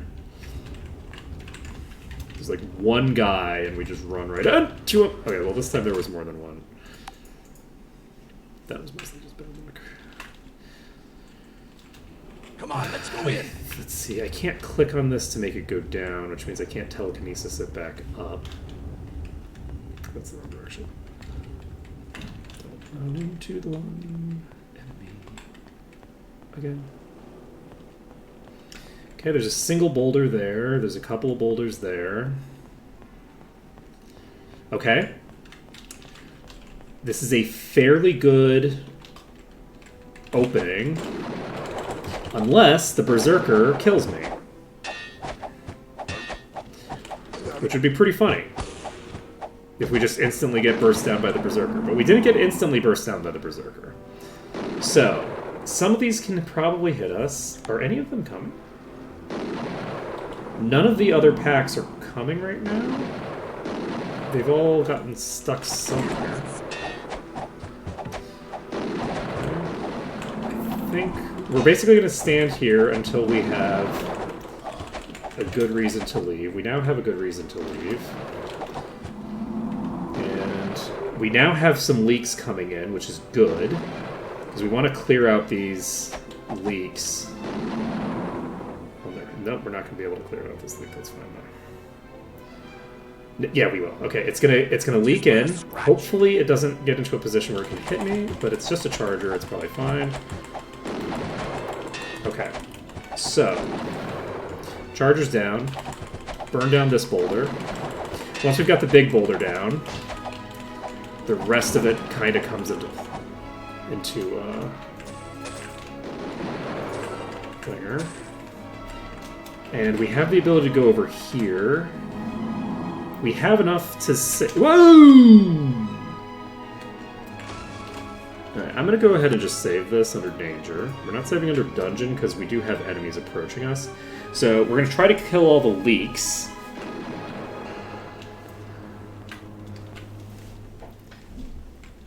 And can I just go back into this corner and get you to leak to me by doing that? Yes. Okay, they're going to leak to me if I stand in this corner, I think. This might take a while. I don't think they're going to get stuck there indefinitely.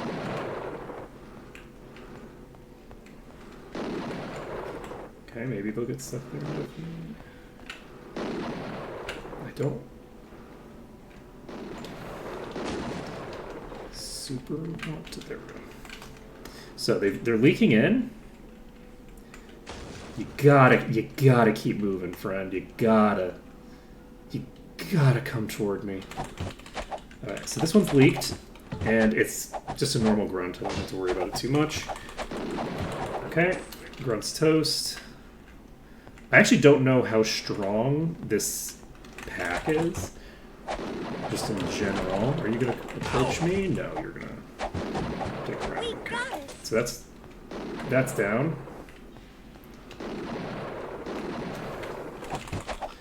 Okay. This is another pounder.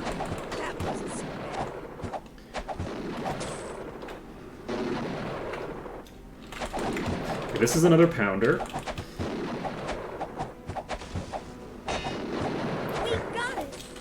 So here's a question. Do we make another save file? Okay, this is actually excellent. This is a very weak pack. Right here. So, with this pack being this weak, I can probably burn down the first one, no problem. And then, do we want to stay in for this? No. We're going to pull back out. Just give ourselves a little bit of time to regen. Oh, we have movers. Nice. That's a juggernaut. That's another juggernaut. And I should have gotten into my corner, apparently. Hopefully we're okay, but we're not going to be okay, are we? No, the regen person is down. That means that Komanatin has left self-healing. Whoa! And so does everybody else. But we're close. Don't hit Severia.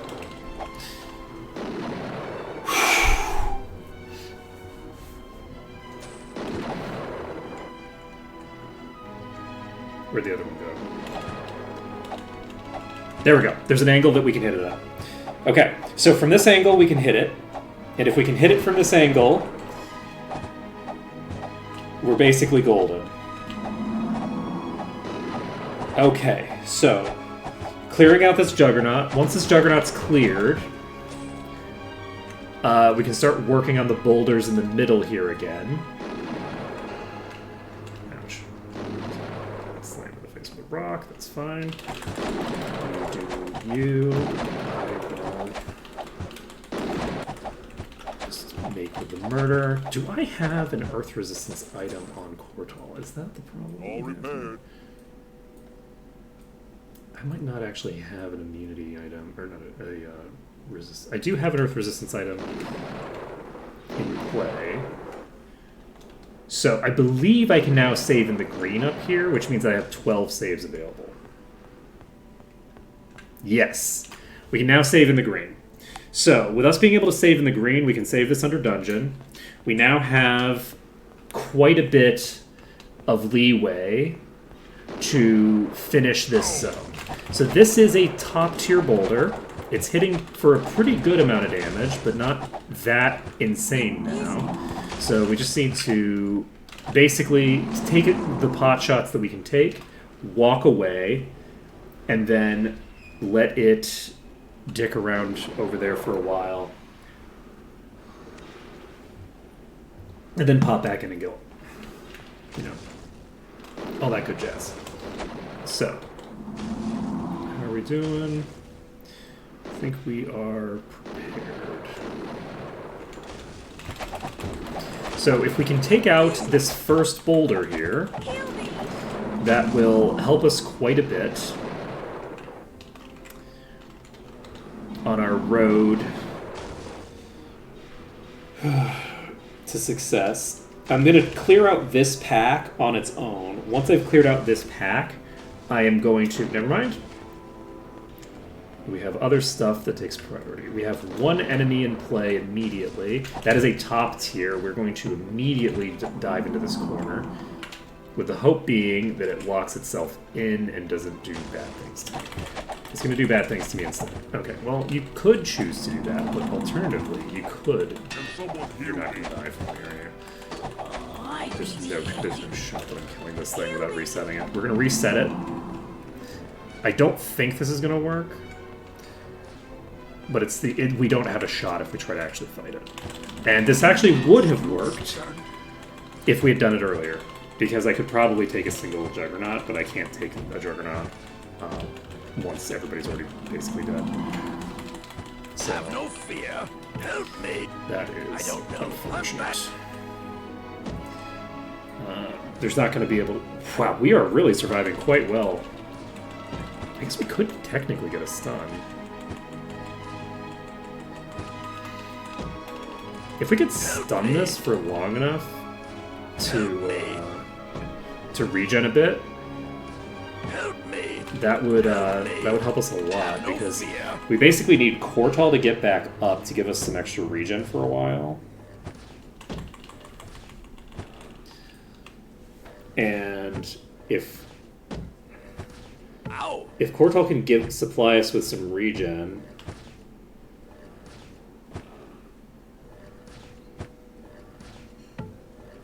are we actually able to solo a Juggernaut with Commodity? Okay, Cortal has... No fear. Cortal is very squishy, actually. Holy shit. I was like, Cortal's able to like start life-stealing now, and then it's like, nope, bye. Negative 1,500, negative 2,600. Okay, holy shit, we're very negative. On the plus side, you know, every time Cortal gets up, we get a little tick of experience, or a little tick of HP on Commodity from that. And I think that we're inevitably going to get punched down. I think our overall HP is going down, not up, right? Help me. Have no fear. See, like, if it could keep hitting Commodity for a bit while Cortal's up, I'm badly hurt. we could potentially survive 2 hits with Cortal, and we're going to have, like, I don't know, like 50% more HP regen for a pretty considerable period on I'm Commodity. badly hurt. It would be really nice. It would be very, very, very cool. That would be clutch. I'm badly hurt. God, how funny is this? Have no Okay. fear. Like, gets up, instantly dead. Scratch. Instantly. We're back in the green. Look at that huge hit. Holy shit. We got into the green and then just instantly get burned so far. Me.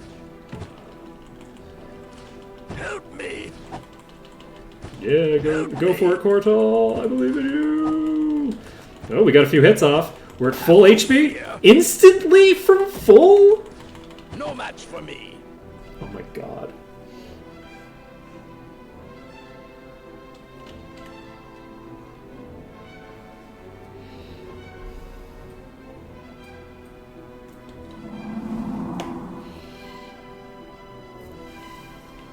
That's fine. I cannot believe that that just happened. Not even online. What?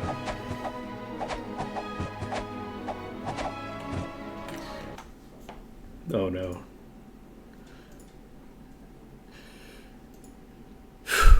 Okay, yeah, oh, come on, it's not even. Yes. For a second I thought that that I got disconnected. For the craziest. Yeah. This is interesting. Commandeton is not even close to online yet. We do not have Dodge GM. We don't even have Dodge Mastery. We don't have the ability to even use Unarmed. Commandeton doesn't even have a life-stealing weapon. That's just pure regen. Like, Commandeton's in a really strong place right now. This is interesting. We're finally starting to see the power that Commandeton will eventually wield when they start getting like fully online. That's insane. I cannot believe that Commandeton was able to tank that enemy. That enemy was one-shotting Cortal. I'm wondering how much of that was actually the Mana Shield. Because I felt like the hits were way bigger once we got above 50%. I'm wondering if Mana Shield is blocking more damage than I have mana or something. Like if there's some... Whoa!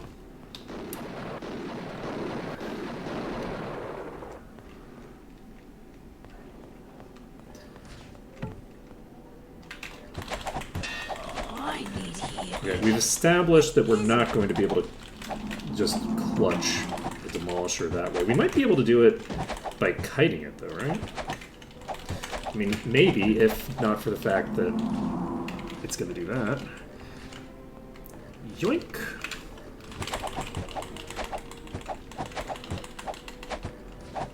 That Demolisher is hitting me, I think. Is that a Demolisher? Yeah, it is. This Demolisher is attacking me, which means I'm probably boned? Can I... I'm not going to try to reset this Demolisher. There's no shot that I'm going to be able to do it again. With two Demolishers on me. I'm badly hurt. So, unfortunately, I don't think Commodus is going to be able to make a duplicate of that with a Demolisher. But we're doing decent damage, at least. So, there's a dual Demolisher pull here. And if we can... It's not a dual Demolisher pull right now. What I'd like is to actually kite this Demolisher, rather than try to set it up. You know, I could also try to do this. If I set it up there, I think I might be able to consistently get it into the corner. If I move them into the position that I got them into there, I might be able to make this corner work consistently, rather than having it be kind of a crapshoot. So let's try this. Oh, we killed the first Demolisher, so that's actually amazing. So we're going to basically just pop over here. We're going to walk into this corner. We get attacked when we do the movement there. I think this might be consistent.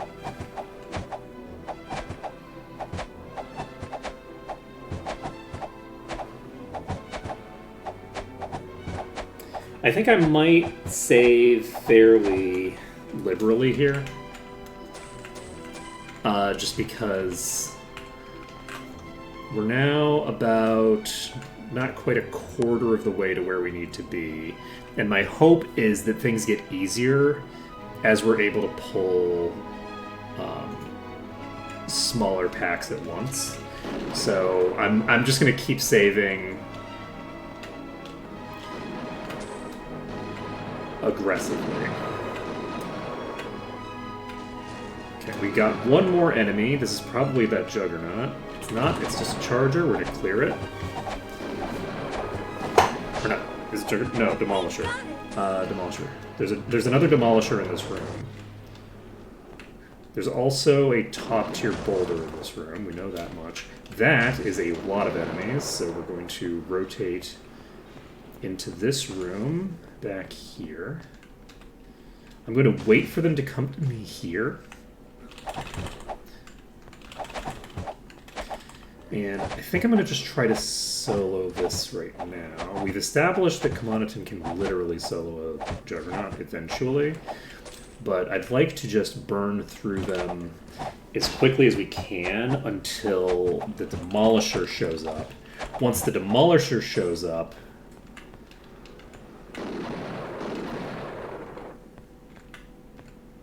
we can pull it into the corner appropriately. Assuming that the Demolisher was even pulled? The Demolisher wasn't even pulled. Or maybe it might be in that other corner. And if we have it in that other corner, I think I'm going to try to do a melee kite. Because we have a decent amount of space to melee kite now.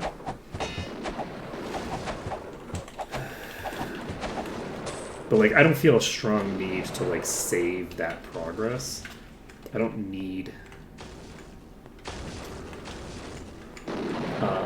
This part hasn't been super dangerous. We haven't cleared anything that bad.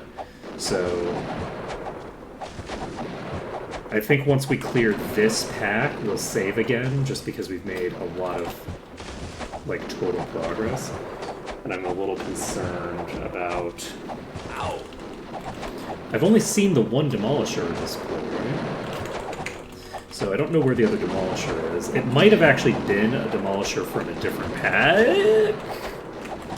Yes. Oh boy. I need to be very careful with those rock blasts. Some of those rock blasts might be coming from a boss. I don't know. So if a boss hits me with a rock blast, that could be way more deadly than I'm expecting it to be. So we need to be mindful.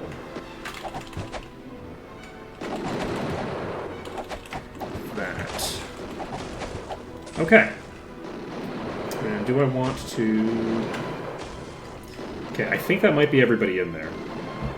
It might not be, but it might be. So, we've got an additional 8% since the last time. We're going to save this, and I think I'm going to try to go for those boulders, but I might not want to. We might want to save the boulders for when we have more space to play with. Like, that's an exploding boulder, so we don't need to go after that yet. We can worry about that later. Let's see here. The other thing we can do is those are all boulders over there. I'm going to heal up, and do we want to make a start on the next set of enemies that I can pull? I don't know where that Juggernaut came from or where it went. There were two Juggernauts in that, or not Demolishers in that pool. I don't know where they came from or where they went to. It looks like we have, how many? This is blades. So we have... This shouldn't be a problem. 2 boulders here. This is casting Rock Blast for a sizable quantity of damage.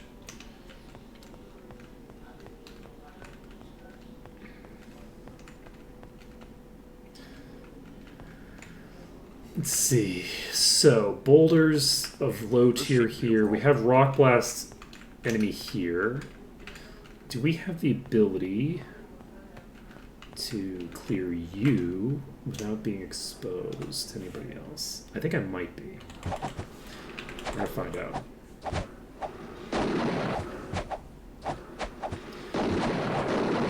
Tis but a scratch.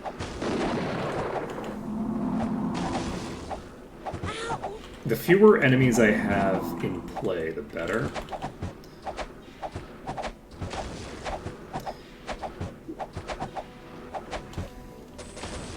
Okay, so there's no enemies here now.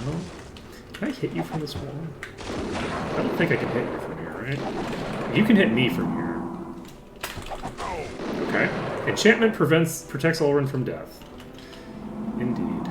Okay, there are projectiles behind me and in front of me that can rotate through. I think we trigger these attacks. You know what? Maybe we just wait. I'm going to wait for some more HP, and then I think I'm actually going to just run to the safe spot, maybe? Do I want to do that? Okay. I might want to try to do this. If I can burn down this pack here, that will save me a lot of headache later. Okay, we got one down. I think this is a fairly weak pack.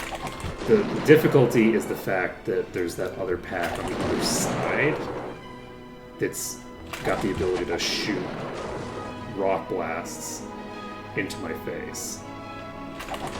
But I think that pack also only has one rock blast user. So if I can reduce this pack to be only the one at the bottom,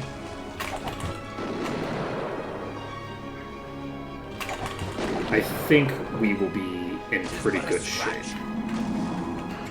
Hit me. Luckily, I don't have to worry about getting fully insta-gibbed by the rock blasts anymore. I mean, maybe I do from a boss or something, but like, I can generally take a single rock blast if I'm in a if I'm in an otherwise safe position. Like, see, that rock blast came from behind because every time I move, I'm changing the angle at which they're shooting. There are multiple rock blast users in that pack over there. Shit, right into the wall.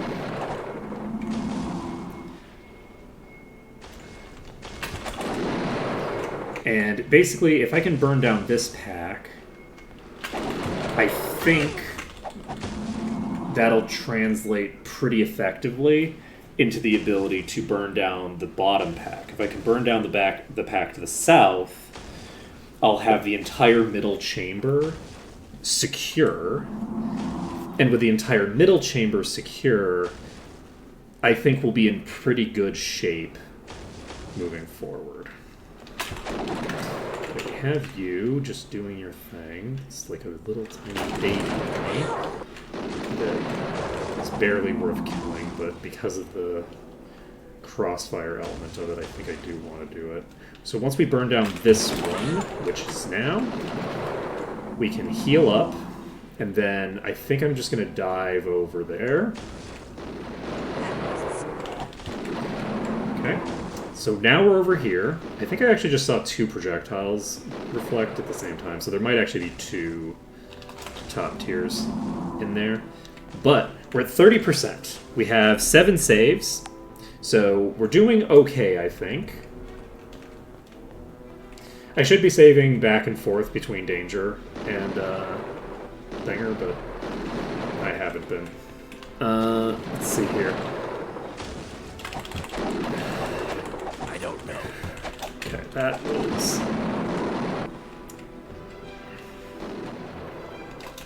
not optimal. I stayed in it for way too long. So we're just going to pull back to a position where we're unlikely to get hit with a projectile, and then pop back over to hopefully get the kill. We should have it this time. I don't think that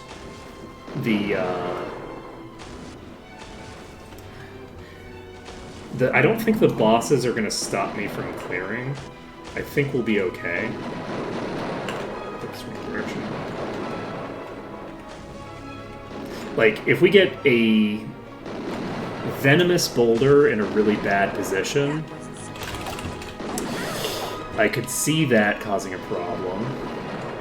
That was an intense amount of damage, but I did absolutely nothing there. We need to cast Invis before we jump in, which is a thing that I already knew, but I just didn't act on last time. So, heal up one more time, heal up another time. Okay, her shared lives are really quite intense. 500 extra healing is not too bad. Okay, so we can look at you. You're I can't identify. getting there very slowly, but you are getting there. Okay. We're just going to walk all the way back. We are going to cast Invis again. There's no reason to walk in without Invis.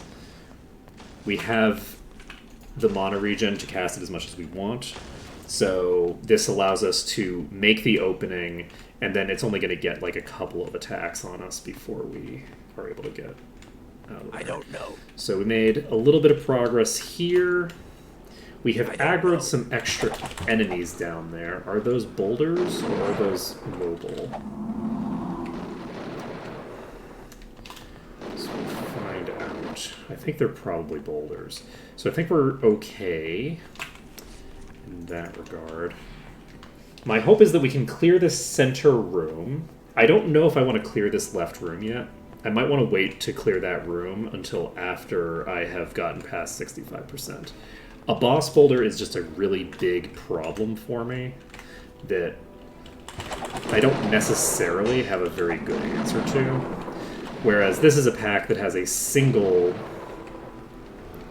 non-boss top tier, and once I clear out the top tier, I can then clear the rest of them fairly comfortably. And it'll basically make the path back to this room safe. So my goal right now is getting safety to do my business. As long as we can get ourselves into a position of safety, I think we'll be okay here. It's just going to take a little bit of time to burn through these, but I think that we've got this. The enemies aren't one-shotting me anymore. Like the difference between this setup and every other one that we've done so far is absolutely immense. Like there's no comparison between this and how terrifying it was each time before. Like, I was able to make some progress in some, like, contexts, but this feels like everything here is reasonable to deal with. It's just that we have to deal with the boulders, and the boulders are a huge pain in the ass. I don't know. Obviously, things here are still strong. Like, everything in here is really quite powerful. Like, this is a level 136. And these are, I think, way lower level than the other things are. I think the Juggernauts are like a much more powerful enemy than the boulders are.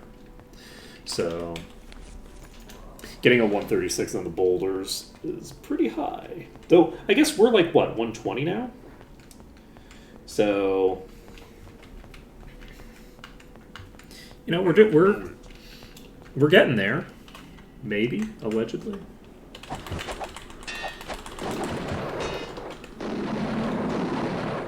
We are pulling out. I'm going to basically give myself like a couple of rounds of combat against this thing each time.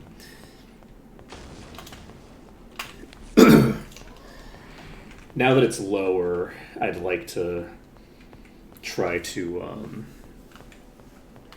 just kill it rather than run away from it.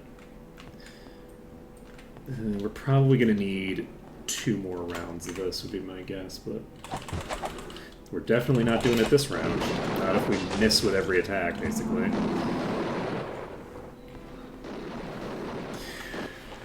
So, once we get this cleared, we will be back on track and following the rules again. Are we we're missing a resistance right now. What resistance are we missing? Air, body, earth, fire, water.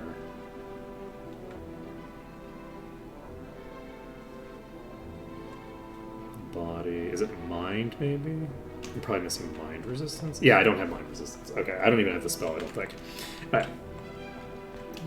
No biggie. Half of my party is immune to my magic entirely. Actually, 60% of my party is immune to my magic entirely. But who's counting, right? Oh, that is not enough. Okay, so we are going to pull out. There's a big concern that I basically blow up the enemy, and Commoditum is low enough that we get gibbed. So, 2 rounds of combat is dangerous enough as it is. We don't need to worry about Ulrun getting blown up, that's fine.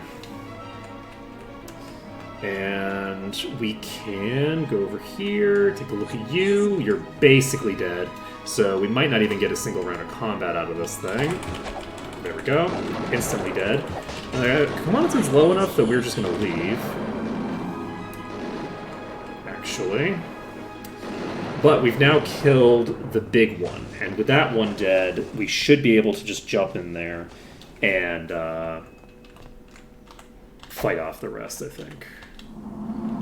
So, we need to get a bit more HP on Kortal, and by a bit I mean a lot.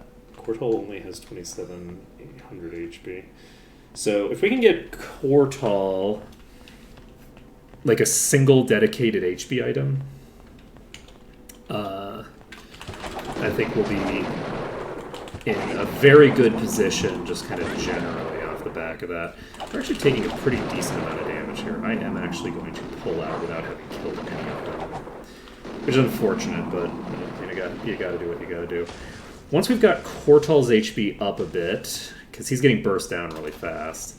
Once we get Kortal's HP up, get Severia's HP up a bit, I think... Basically, I think that right now I'd like 5k to be kind of like the baseline that I expect my characters to have. I don't know. I can't that's identify that. Pretty reasonable amount of HP to start with as a baseline. And then we can proceed past that point as we do. There's actually got to be a lot of enemies in that pack. I'm taking way more damage than I would have expected to from that pack, considering that I've already killed the top tier that's in it. There's no top tiers, it's just taking damage from so many different enemies. Just pounding into me. I guess there's also the fact that they're dealing probably a lot of physical damage, as opposed to dealing earth damage. And I think Commoditum handles earth damage better than physical right now. I'm not positive. But yeah, if we can get this done before everybody goes insane and dies, then we'll be set, I think. Again, we do have an exploding enemy here that has the ability to do quite a lot of bad shit to me. There is the potential for some of this to go very badly very quickly, but we're going to try to make it all work. We're going to try it. Once we've cleared this pack, we get another save, and then we're going to start pulling the things that can be moved. That should give us a lot of progress, actually. I don't know. I'm going to try to burn down the top one here.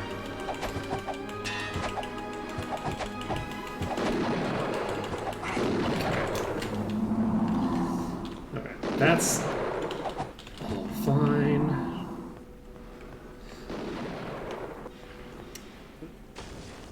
So, with that one down, we should probably be able to burn through the others reasonably effectively, I think.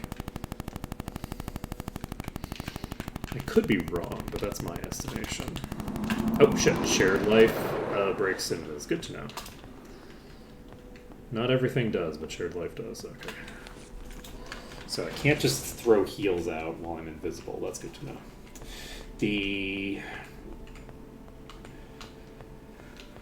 The rest of these I can probably clear in one I don't know. sweep. Got it. Oh, we got a disease. Easy. Interesting.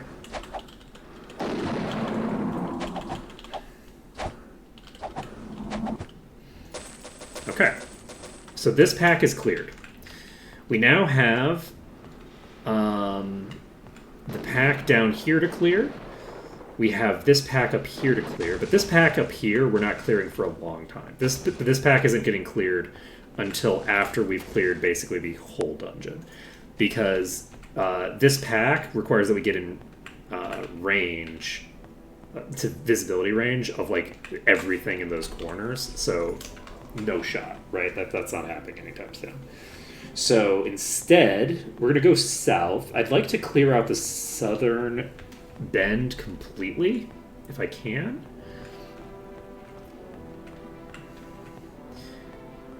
Are there any... Okay, we've already cleared out all of the mobile enemies from this section. Are these all top tiers? Okay, this is a trio of top tiers. We're not touching this area yet. We'll deal with this area when we have to, but that's not an area that we want to deal with yet. Hopefully they don't cause problems for us, but I think they might not, really. Okay. So at this point, we've aggroed the rocks in there. We've aggroed a single charger. We're going to try to burn through this charger, which weirdly wasn't able to even get to us.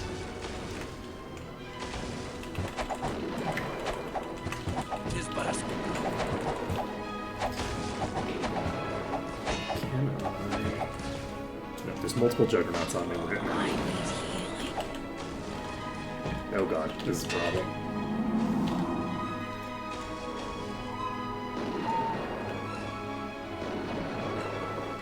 Okay, we're gonna try peeling them up to here.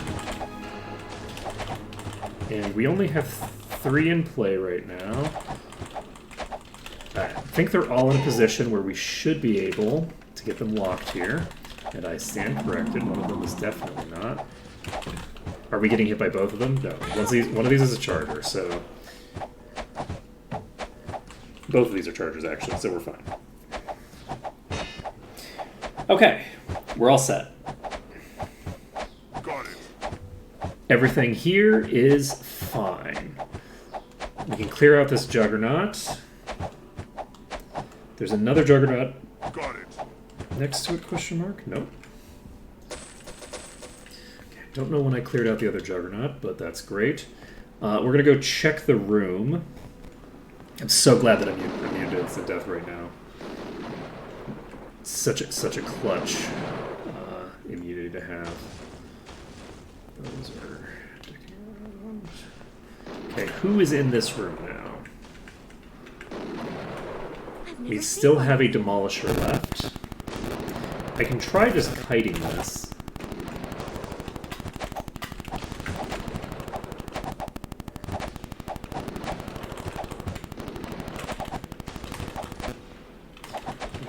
Close to me.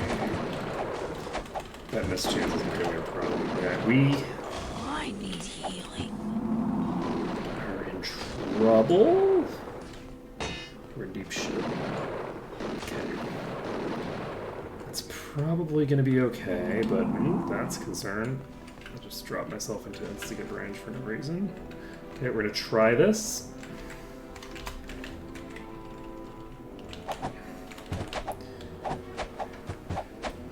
Okay, so we've got this demolisher. When this demolisher is pulled, when this is dead, I think we save. I think that makes sense. So this demolisher's toast. We can save the game. We're going to save it under dungeon. We are slowly running out of saves. We have 4 more of them, which is not a ton of saves. We're going to go cast Invis.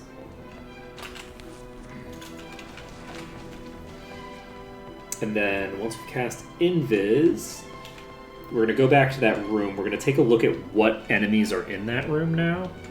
And depending on what enemies are in the room, we can see how it goes.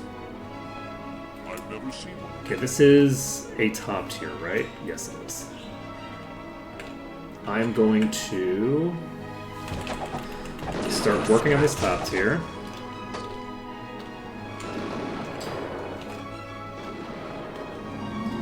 And unfortunately, I do need to get into the green to be able to fight something like this. So, since I do need to get into the green, this is actually a very long run back. So, this is not a super efficient way to handle this, huh?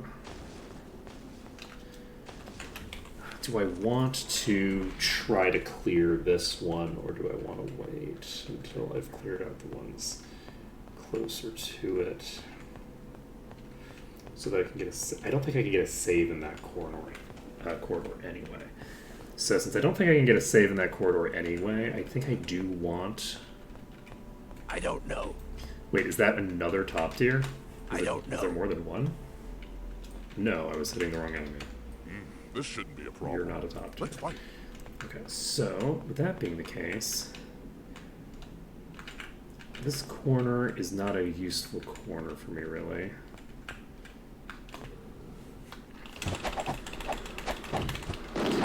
Okay.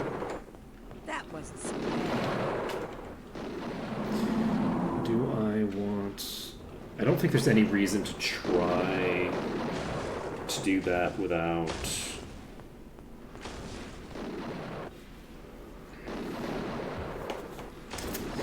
invising over here. It really sucks that I have to come back here every time to invis. We are on a time limit. We do have to worry about dying or going insane from exhaustion. We still can't cure insanity naturally. We have to have disease. That's why I'm leaving the disease on some of these targets, is to be able to cure the insanity later. Though I don't need it on Quartal. I could remove the insanity. I could remove the disease from you. Let's see here. Am I not hitting this boulder? I can't I'm identify. only hitting the lower boulder? I can't identify. Wasn't I standing on this I side? can't identify that. How did I miss? How did I not hit? I hit this one at some I point? don't know. I guess that makes sense because I don't I know. rotated away and then started. Okay, well, you know what? It's fine. It is but a scratch. It's fine. We'll have to clear both of these boulders eventually. So. Well, that's fine. That's fine. It's tempting to try to clear this pack, but I want to have more saves available when I clear that pack, to be perfectly honest. Wait, what? Oh, somebody followed me. Interesting. Where'd you come from? Did you come from that back room? That's convenient. Okay. So, invis up, pop back over there, keep working on that mini boulder. I guess not mini, it's this normal size boulder.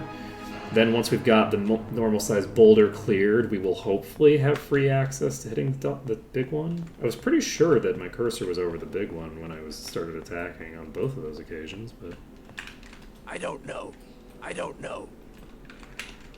I don't know. I don't Wait, know. I'm like hitting a billion different enemies during this? What is happening? I don't know how my damage is getting split this much. Like, they don't even move or anything. Like, I'm right-clicking on an enemy, seeing its HP bar, and then not moving my cursor and hitting A. Right? I'm not fucking this up somehow, am I? My damage should not be this split up. This is very bizarre. Unfortunately, the fact that the damage split is happening simultaneously makes it so that each of these, the higher damage lasts for longer. It also means that there's more of a risk of me accidentally killing 2 enemies at once and killing myself. That's more of a risk the more that my damage is split up. Luckily, I seem to have hopefully gotten most of the damage into one there. Okay, so we actually killed one there. I didn't even notice it died. So we'll try to burn down this one. Okay. And heal that. Alright, that is terrifying. It's still following! That fucking rock blast. Oh, man. That rock blast scared the shit out of me. I'm like, oh god, it's still following me. It's still on my ass. Okay. So we're gonna clear out this pack. With this pack dead, we can move to the east, clear out that room. With that room cleared, we won't be able to save down here anyway, so it doesn't really help us that much, I guess. But it's still useful. Alright, so we have 2 of the mid-tiers down in this room now. We have the big one that I hope I can start attacking now. Hopefully we can just get clear shots on that. So if we can get clear shots onto the big one now, then hopefully I can clear that out within a few thingers. It's also tempting, and I feel like this might be a good idea, it might be a bad idea. It's actually kind of tempting, because they don't hit that hard, particularly Commoditon doesn't get hit that hard by the top tier.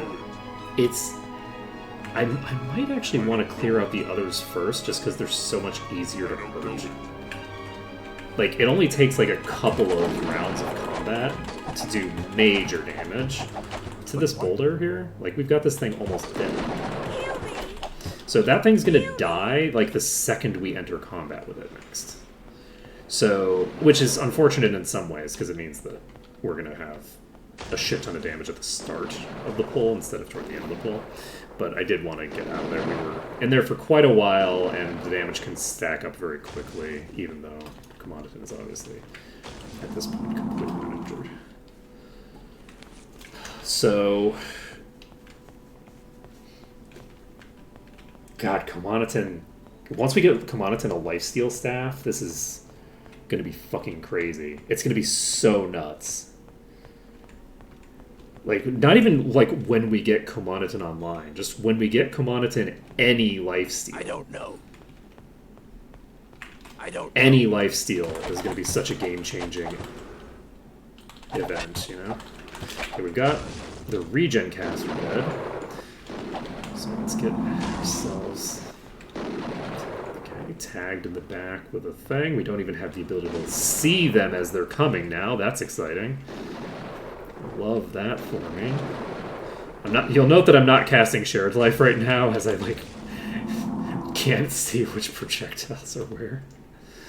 Okay. So, we have cleared out another one of those. We can cast Invis. I think I should have cast a Shared Life before I did Invis. It's not a huge deal, but Ulrin's not going to be quite full HP by the time we get back, I think. I guess I wouldn't have been able to take any HP off of Cortal with Ulrin anyway. So it doesn't really matter. I don't know. So, we've cleared out that one. We can... I don't know. Oh, have we started working on the boss I don't already? know. Let's start working on the boss again. Okay, there's only, like, a couple of enemies in play, and they are doing a lot of just basic melee attacks, which is good for us, because those miss a lot. So let's get out of here. And we don't have any rock blasts that can come out anymore. So I think I'm just going to wait a couple seconds and then just dive back in, because there's just the one here, and it can't AoE.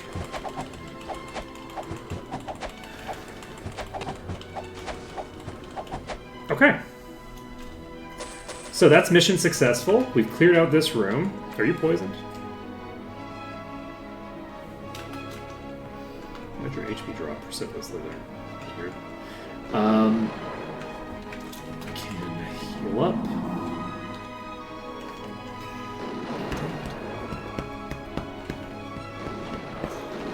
Okay. We are going to go save. We're at 47%. So we just need to get another 20-ish percent, and we're in the clear. So we're going to try to get this entire room in the back cleared before we save again. Once we've got that room cleared, we can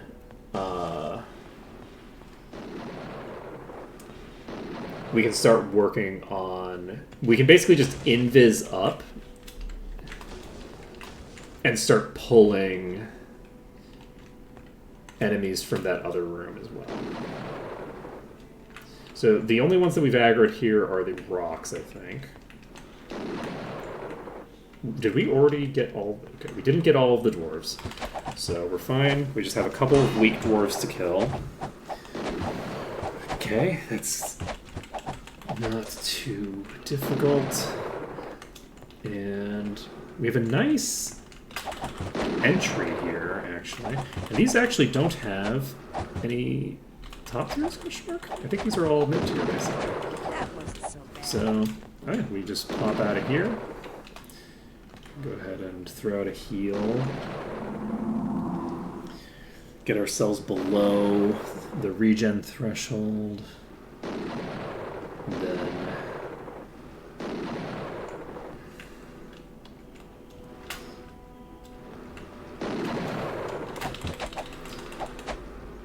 let's see. We are splitting our damage here, it looks like. Just gonna hop behind cover for a second. Okay, this one in the back is the one that we've got the most damage on. Okay, get Kamanatin back up a little bit here. Okay, that one's toast. Let's go. We're at 50%. And the bulk of our remaining stuff is going to come from just like a couple of pulls, or rather a couple of like enemy sections. It might take, you know, a few pulls, but preferably we want to pull the next set of enemies like slowly. It's a little bit of a pain in the ass to do that because we have to like go all the way back to do it. We can't just like pull them naturally, you know? But because we have to be invis when we do the pull because we have to go through that other room. So okay, we need to do this because we need to get the Quartal region in play. What's Quartal's region spells in play? We can just wait a bit. We're at 51%. And we should be able to get some good work done here, I believe. Okay. Just but a scratch. Ow! That one's toast. Okay, that one's toast. We're all set. So, we now have this room cleared. This doesn't get us any closer to a thinger, unfortunately. I don't think we can save around here now, right? Yeah, no shot. Alright. So, we're going to go back to our green room and, you know, prep for the performance.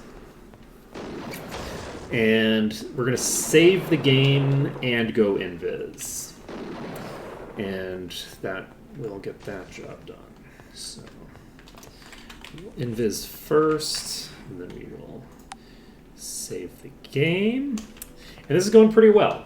We have 2 saves left, so as long as we're able to get, you know, like, what, 6% per save, we should be all set.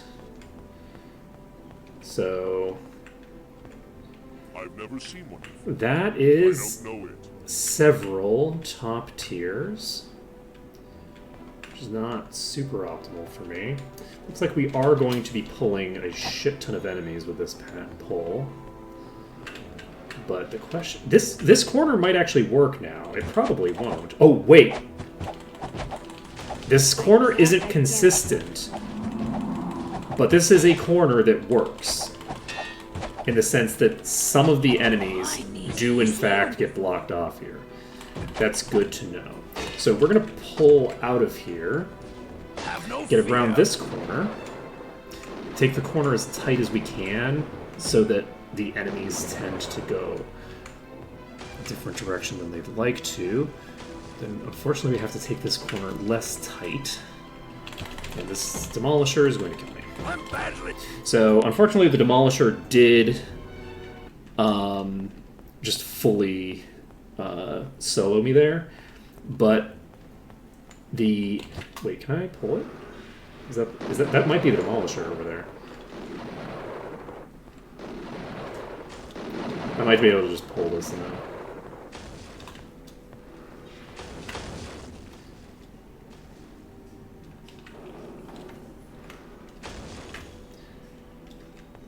Okay. Okay, that one's coming toward me now.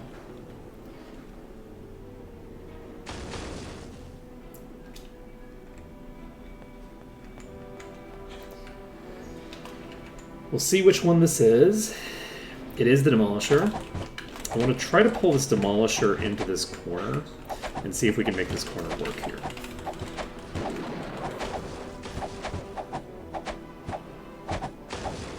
Well, that's not super great for me, but it's better than getting hit by the Demolisher.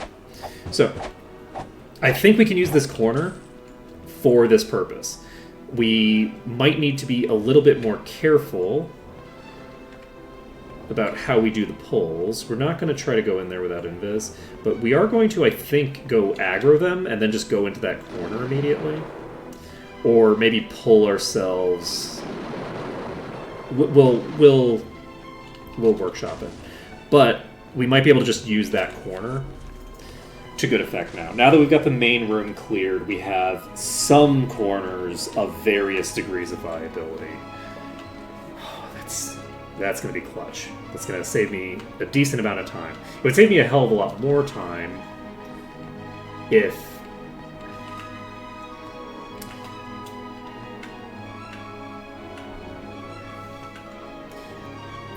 I'm kind of curious about this. We are just going to try this out, see if this works. We have a mid-size pack here. Some of them can hit us. There's a venom. Oh, there's a boss in play. Nobody can attack. Nobody can do the thing yet. Shit. Tis but a scratch. So we don't know if the Venomous is still in play yet. I don't think the Venomous is in play right now. Is this the Charger doing all this damage? Something's attacking. Whatever's attacking, it's not the boss. The boss is not attacking us right now because it's venomous. We'd know if it was the boss that was hitting us. Looks like it was just that pounder. This thing might... Yep, this thing's going to rotate right into us, which is fine. Clear this one out. All set. That one's toast. This is the Berserker. Okay, we got a pounder here we can beat on. That one's toast. We have a charger here we can beat on. And I think that it's now attacking us, and that's fine. It's a charger, it's not a demolisher.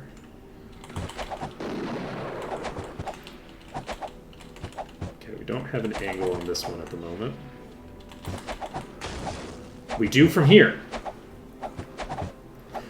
So, we might eventually have to move. We might push this into a position where it can start hitting us again. But, for now, we're going to be able to get a huge amount of damage into this. And we're getting there.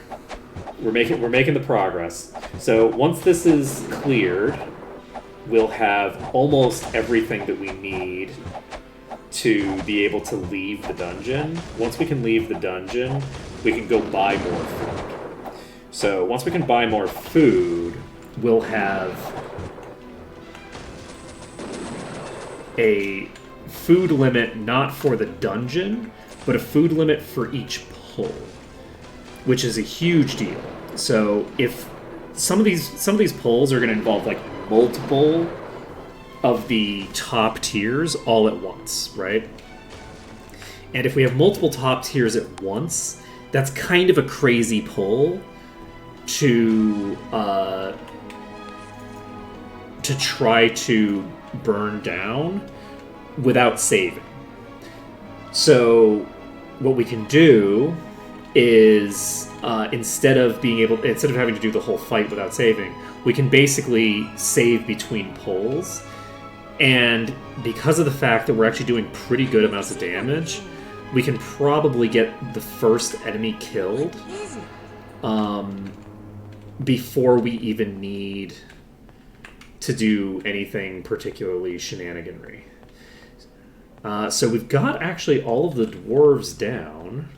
So we're going to just open up the field here. We're going to see what happens if we stand in this corner here. I'd like to stand a little bit exposed here, so that we're pinning them as far away as possible, because I can always back up a couple steps when we need to. It looks like this may work, may not work, not clear. We have a Juggernaut in play. I think we have multiple Juggernauts in play, maybe? Is this multiple Juggernauts or just one hitting me right now? I think it might be multiple. Is it the Demolisher? Oh, the Demolisher's hitting me. Never mind. Was that the Demolisher? That might have actually just been a Juggernaut. I might have been able to pull that out, but that's fine. We're going to pop over here. We're going to try to get into our corner. We got Torchlight back up. And, Kamanaton covers Severia. Okay, this is a Juggernaut. We know that we can kill this. Eventually. This is not a threat to us in absolute terms. It's just going to take a while. I guess it's a threat to us in the sense that, wait, Jesus! Okay?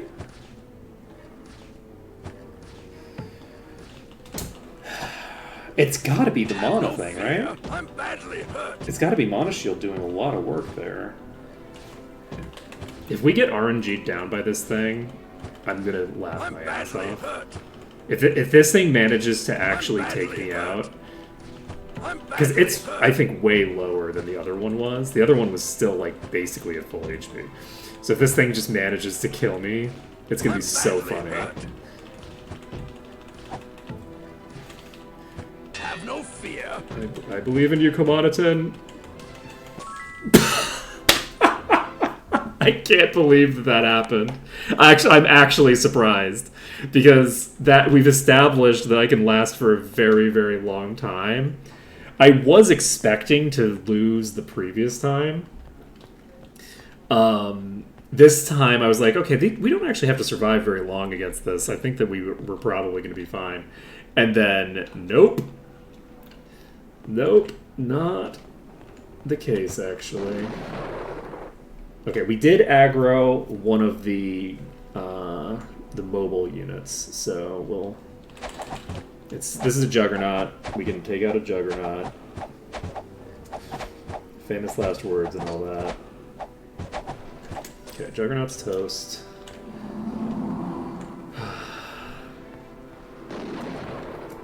Now we have to go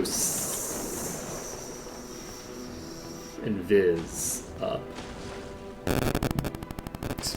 And yeah, we still have 50 minutes left in stream, so we should have plenty of time to finish this.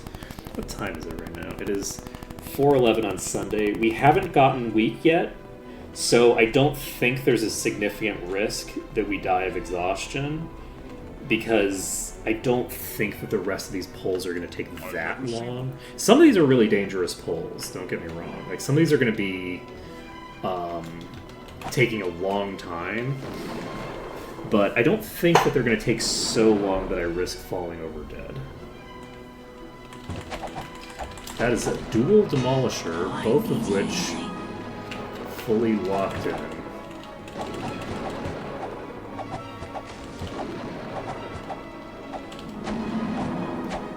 Okay. So we've got the demolishers locked over here. And I think this might be the bulk of this pack. And if this is the bulk of the pack getting cleared, then we should be pretty close to go time here. It's 63%. Once we have all of the mobile enemies dealt with, we basically just have to find the appropriate angles to approach the others and go after them. So we're gonna go save. Yeah, we have 64%. We should save. So we're gonna go save under dungeon, and we have no food left, but we just need to clear out a couple of enemies to be able to leave and pick up more food. So that is fine. Now the question is, how are we going to get those last couple kills? So we have the ability now to test out some shit with these doors here. I don't think we're going to be able to do too much with them, honestly. I just don't... The angles are not great, right? Like from here, I believe every single one of these can shoot me. So that angle is terrible. Over here, do we have any other... We have two top tiers.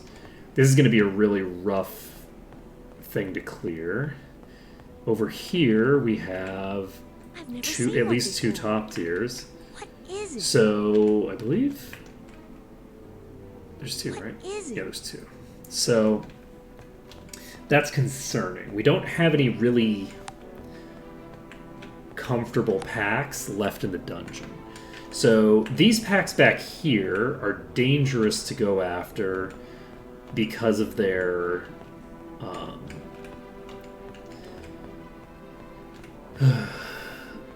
because of their nature. How many are in here? Is this 4? Or is it 3? I think it's 4.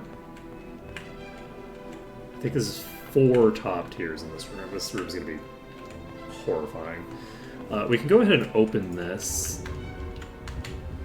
And I don't think that this is going to help me any. Yeah, I can't block any projectiles. Oh, okay, we're going to die. That's fine. I probably should have jumped on the box just to see what would happen, but my guess is nothing. Invis does have a limited duration. Okay, so we're going to pop over here. We're going to go down to here, and I don't know. I think there's like a boss and at least one top tier that's not the boss. Are there two top tiers outside the boss? So is this the boss and 2 top tiers? I don't know. I think it might be. It might be more than that even, but let's see how much damage we can do in one round of combat. We can do some, but not very much damage. We could have left earlier than that, and if we left earlier than that, we would have obviously taken less damage. That was a pretty huge hit, though. I didn't stay that long, so bad RNG might have just killed me there. I don't think I want to approach that pack until I can save.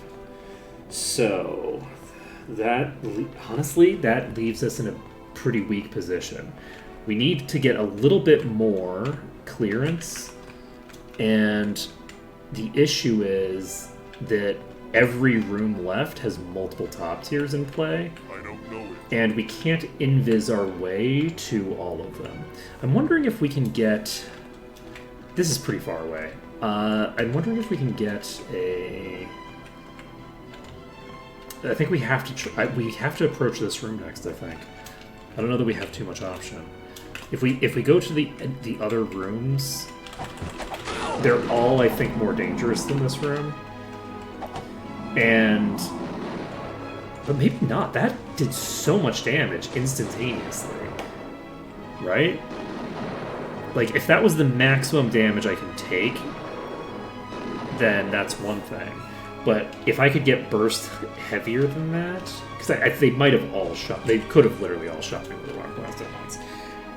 But if it's not the maximum I can take, then, I mean, it certainly isn't, because I could have killed an enemy during that. And if I killed an enemy, I'd take a little bit more damage, like, guaranteed. So we had at least one other source of burst damage that could have come in and didn't. I need healing. Well, that wasn't too crazy. Commoniton only started getting low when I used the shared life.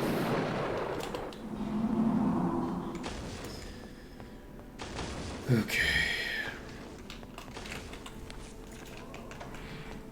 But we're not doing a ton of damage here. We're hitting, I think, a mid tier, not a top tier, and we were doing enough that we could kill it in maybe like 10 rounds. I don't know. Something like that, right? I don't know. Okay. Ow. We got several misses there, but we did at least get like a good maybe 15 grand into it there. I don't know how much HP they have. So we're just gonna basically pop over here. We're gonna invis up, and the hope is that we can clear out this room enough to go save. It's possible that clearing just this enemy that I'm working on right now will get me the ability to save. It might also get me the ability to die instantly. We don't know. We might die instantaneously when we finish this pack. But as you can see, like, the first run that we did here actually was pretty close to maximum damage, I think. In terms of damage that could come out to Commoniton, which is that's the real crux of the issue. If everybody else goes down except Commoniton, we're actually still fine. Because Commoniton will just wait for everybody to get back up, right? That's not an issue. But I need to get the weak heal spell and see what I can do with I don't know. with it. We're gonna immediately pop out. Wait, what? Okay, we didn't take a single point of damage there. Okay. Okay, we got the boulder. I need healing. And then we took so much damage. The issue is that, like, if I have to run in, I'm going to take so much damage.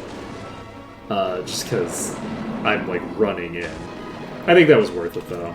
Getting the kill so that I have the kill. Geez, negative 5,000? Jeez. And I don't have enough to share life again. Holy crap. Okay, well, this is fine. Oh, geez, you're regening pretty quick, actually. Not bad. There we go. So, we've got our regen coming into play. Cortol will get back up fairly quickly.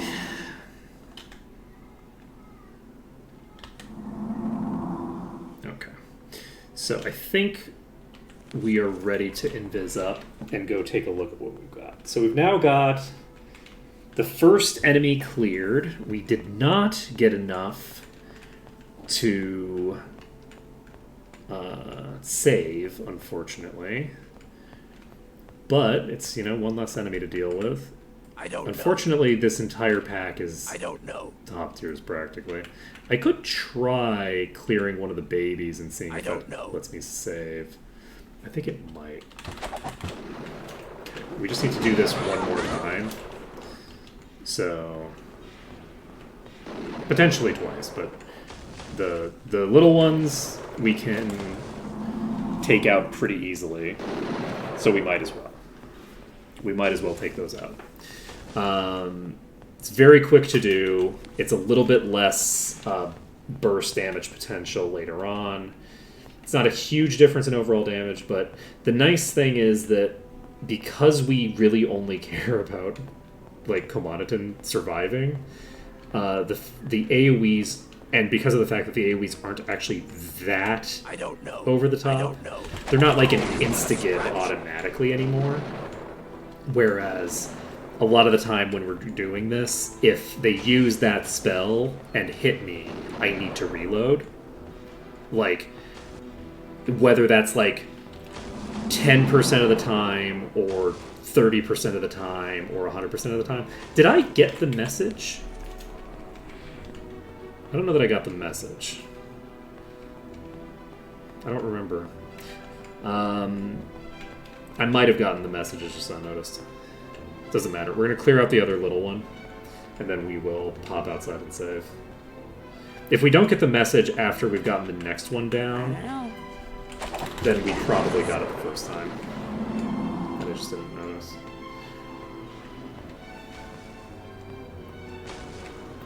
I'm not actually super concerned about this.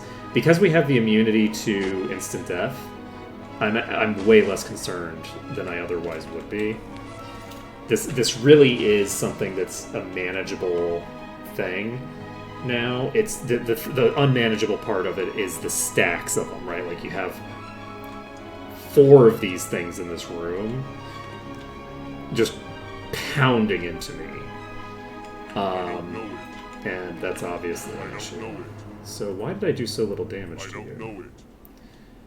Is it because I split my damage between these two? I think it is. Okay, we're popping out of here. Okay, we dealt at least 8k, I think actually at least 9k, but probably somewhere around 10k damage to that one. And I think if we can clear out one of these top tiers here,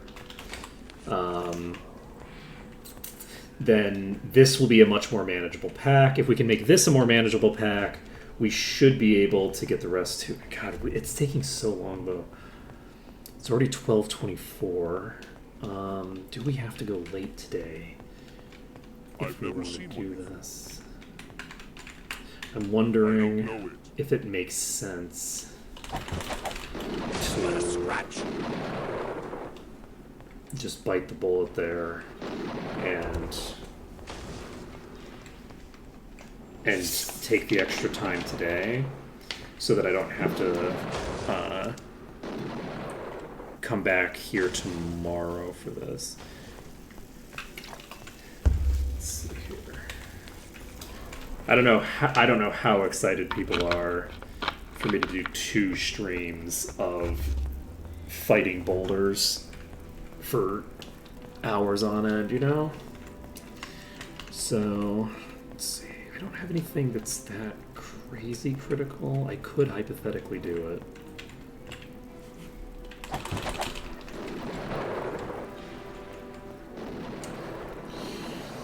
That might be the way to go. I might do that. I might just keep going until I finish today. Just set a hard cap at 2 o'clock and just keep going until we finish this dungeon. We might not end up needing it, right? We've got 2/3 of the dungeon done, and things might speed up substantially once we have a couple of these rooms cleared. Clearing this room helps a ton. I don't know. This I've never seen one. will smooth. That was a bad idea. I shouldn't have healed there. The shared life is a threat to me right now because part of the reason that Commoditon isn't that at risk of dying is just because he has so much max HP. But I'm basically negating his max HP advantage when I use shared life completely. So.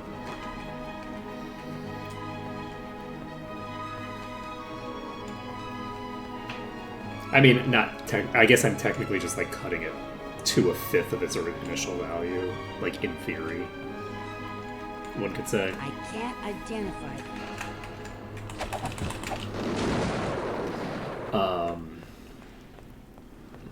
That's not an entirely fair way to present that, but I think it works.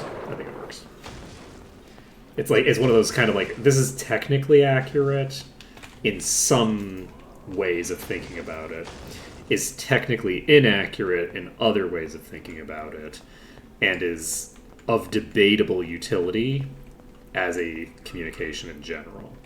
So I've never seen one before. well, you know, as they say, close enough for government work. Would it be close enough for government work here? Absolutely not. But back in my own country. Which actually, I don't know that that's even true there. I think in America, government standards are also higher than private standards. Private standards are just weirder.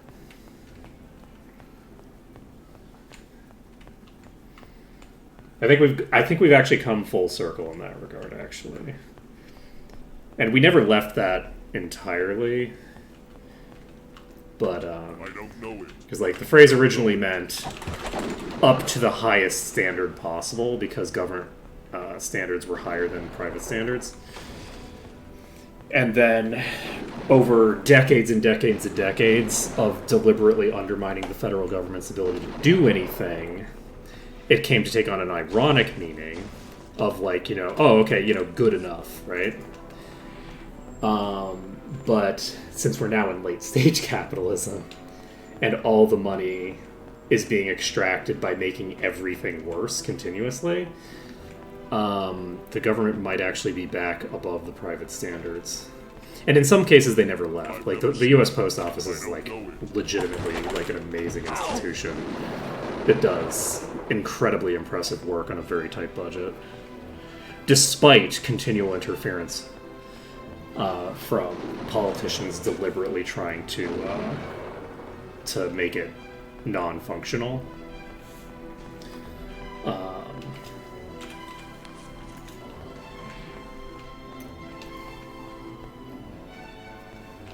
So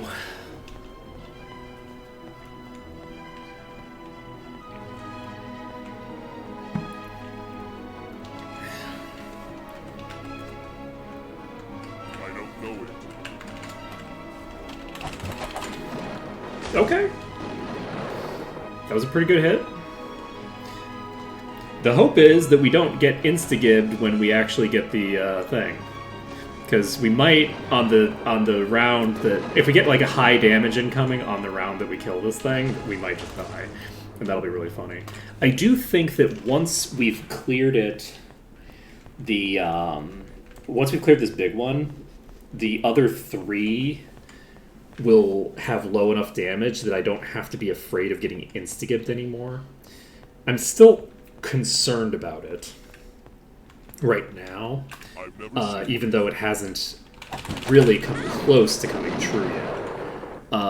I think that there's a reasonable expectation that it could happen. And it'll be nice to get down to 3. If there's only 3 of them, I don't think there's a reasonable expectation that they can kill me in a single round of combat. I think at that point we're golden. It doesn't change things too much, except give us a little bit of safety.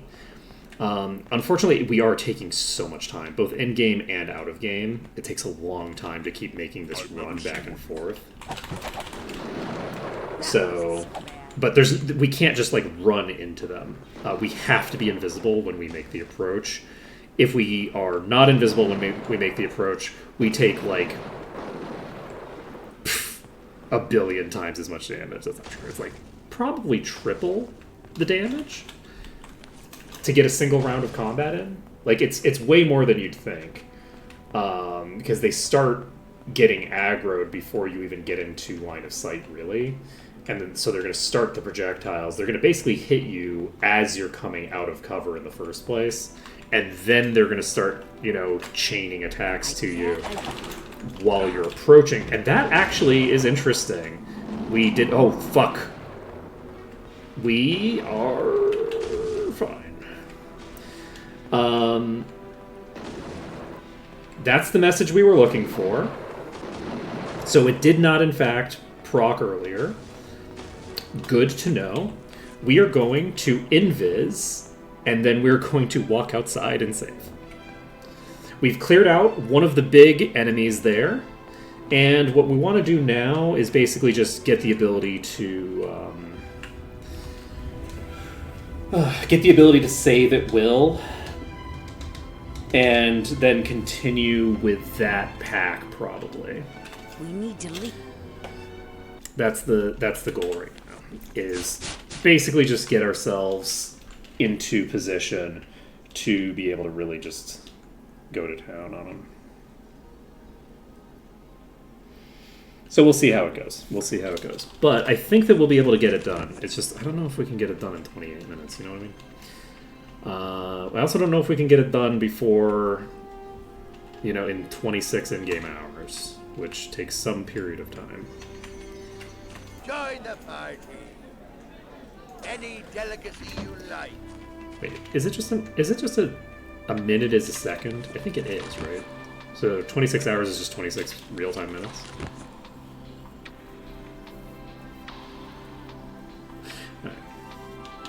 So, with that being the case, the time limit that we have in-game and out-of-game is almost identical.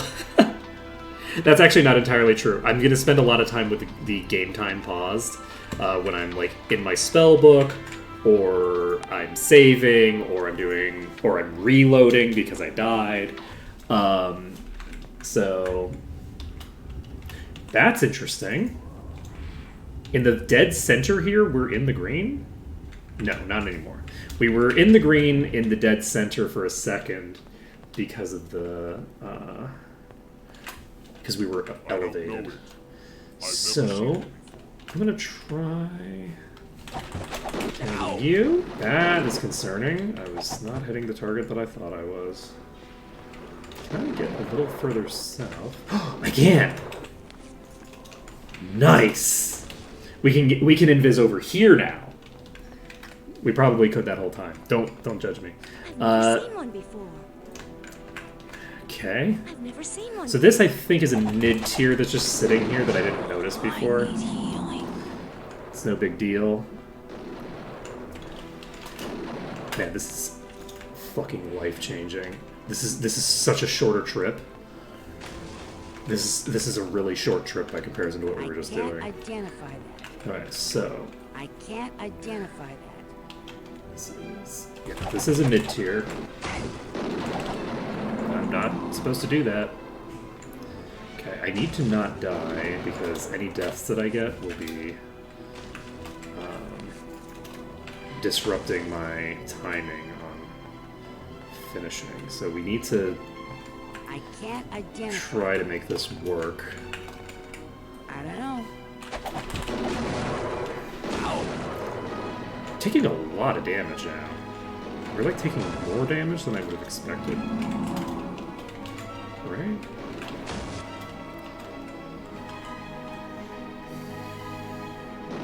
Oh, you know what part of it is? Part of it is that when I'm taking the damage, it seems like more, because I have to spend the time regenning either way, right? So...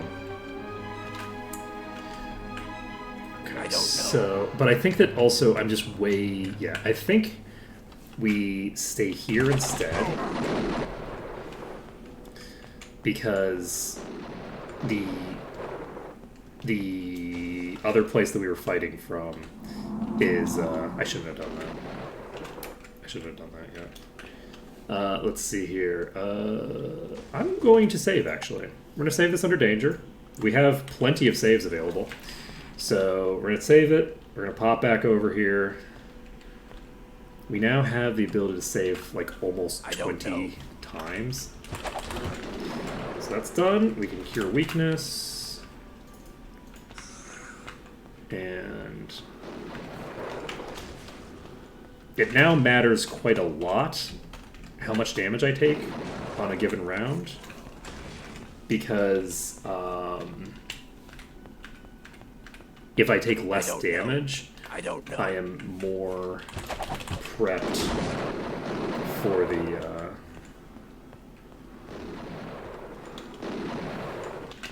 the next run. Okay, it's now 3 a.m. That's concerning. It's been 2 hours already.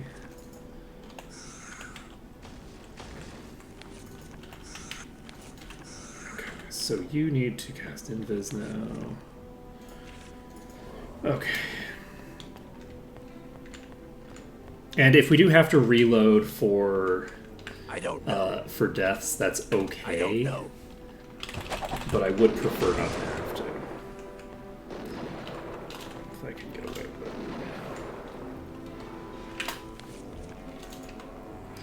it. Okay. So, let's try to get this done fairly quickly. I've never seen one. I'm not mixing my damage between the two big ones here, am I? I don't think so. Okay. Not taking a ton of damage so far, which is good.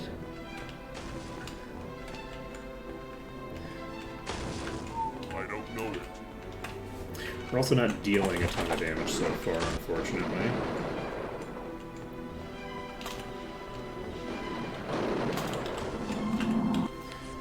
Okay, is up. Hello, friends.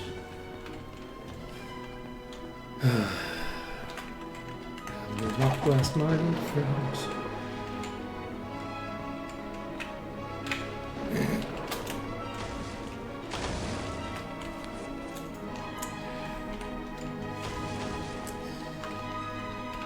If we can kill the next one in this pack, then I think we'll be in a pretty good position here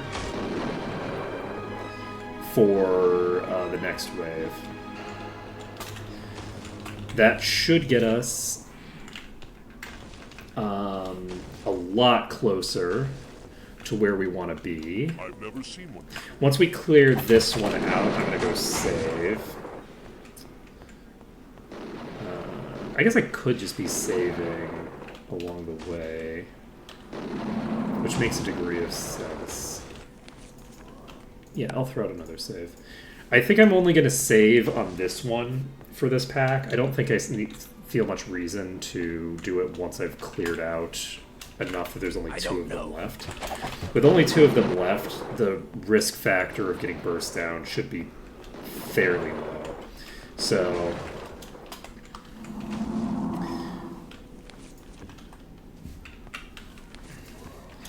if we can get this one down, we can probably clear out this pack without too much difficulty. I don't know. And then we can clear out the other ones with substantial difficulty. But it should be still reasonable to do. So the goal right now is to... I don't know. Just get this critter down.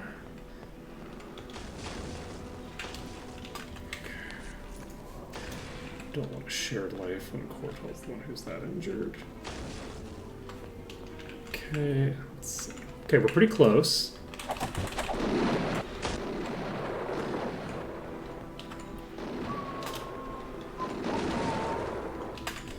Alright. So, soon we will be in pretty good shape. I don't know it. Just have to tag this, okay. Luckily they didn't hurt us very badly either, but also I'd like that low damage roll setup to happen when, I've never seen one. you know, I'm taking the high... What the fuck? Even. That's funny. Was I too far away?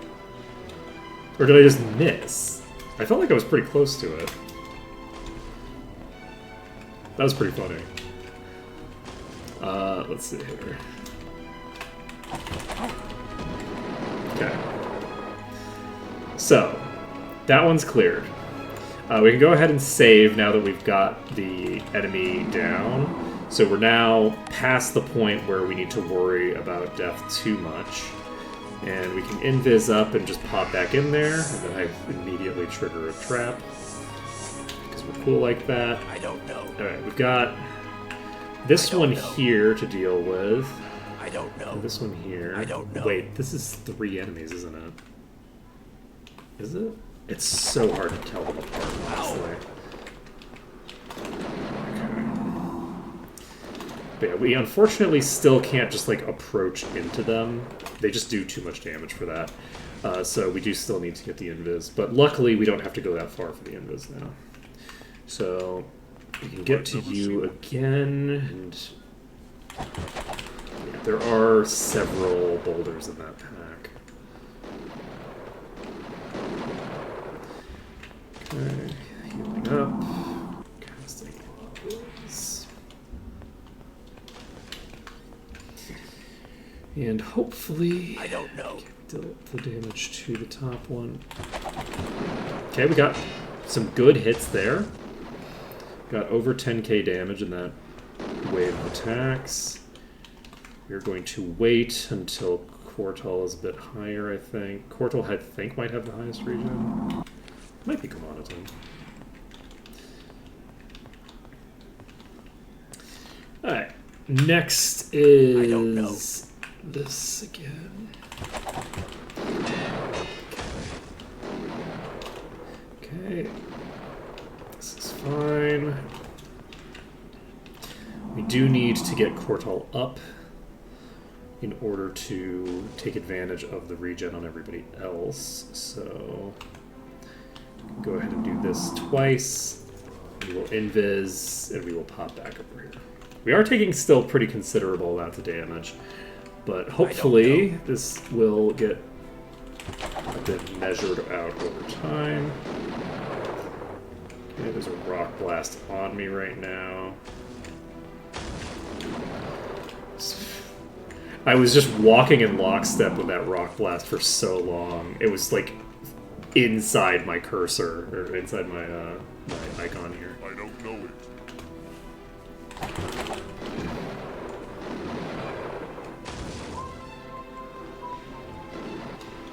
So we can go ahead and invis.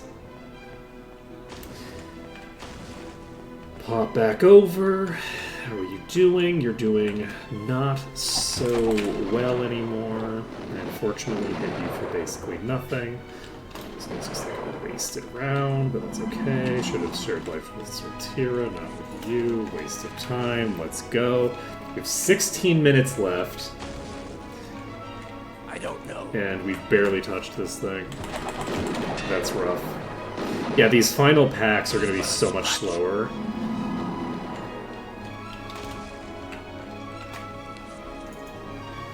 Luckily, there's only a few of them, and by that I mean there's only, what, 5? There's only 5 packs that are going to be super fucking slow and painful to deal with. I don't know it.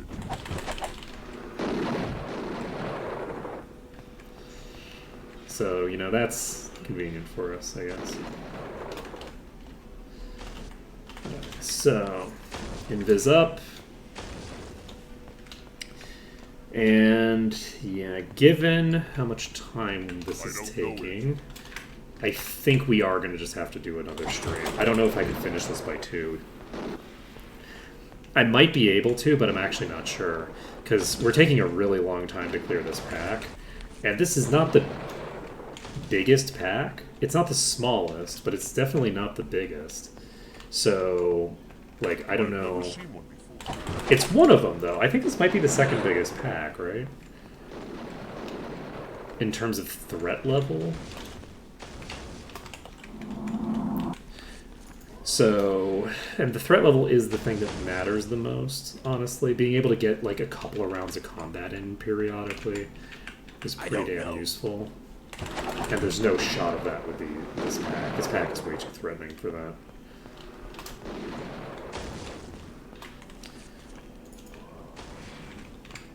I think this is... I've never seen one before. I don't know it. Okay. Dealt a little bit of chip damage there. Get ourselves healed back up. Pop back over. All good. All good. I don't know. Yeah, once this one's cleared, I might want to take advantage of the fact that I have so much healing.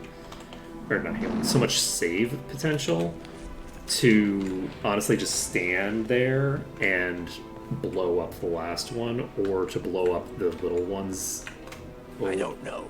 instead. Because that's dangerous to do if I can't save, but I can save as much as I want now. I think it'll save both in-game and out-of-game time to do it that way, even if I have to go back and make another trip to the thing as a result of it.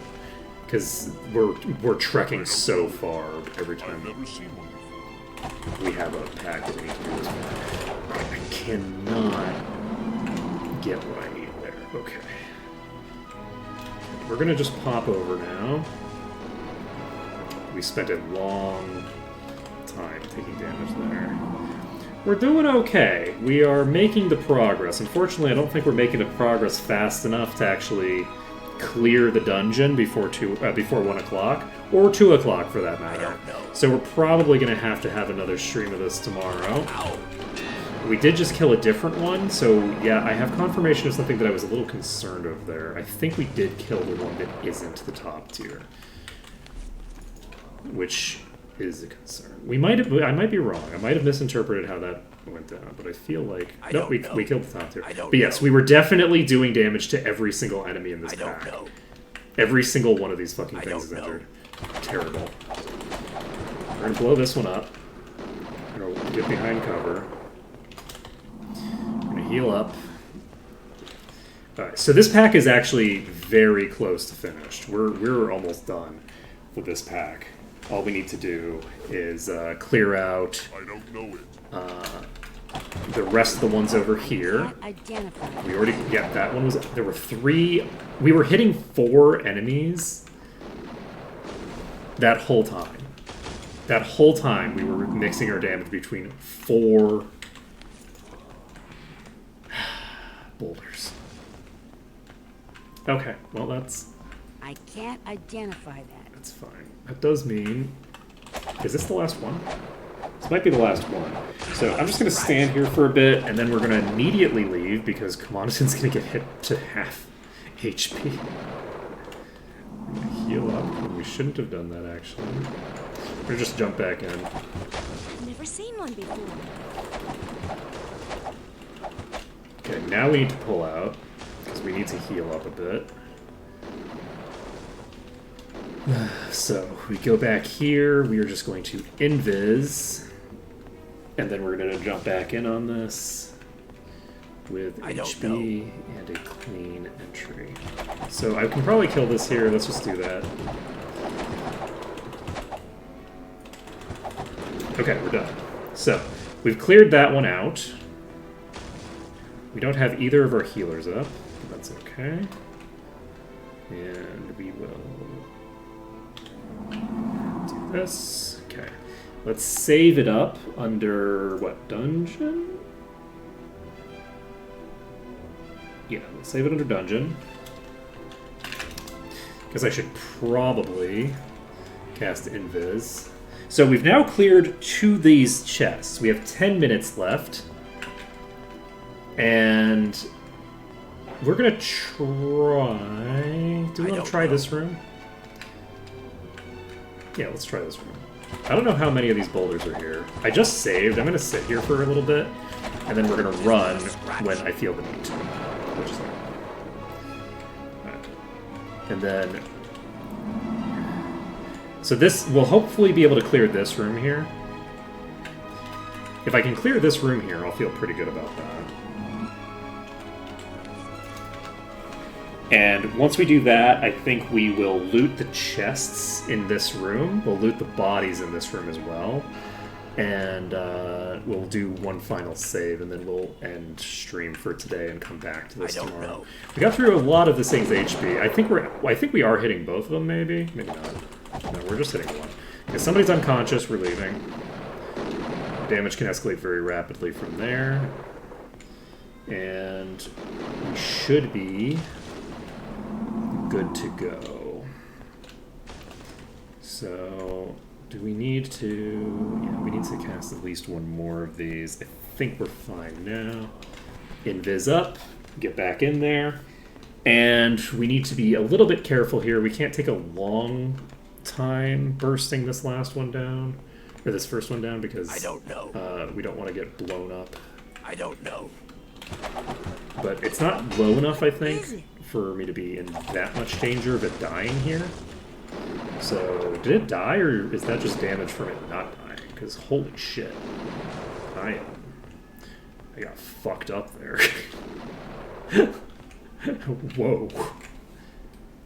Okay, we're 43, so we should be back in the land of the living shortly. There we go. And now we can heal a couple of times, cast up an invis. I'm gonna just save. I think that makes the most sense.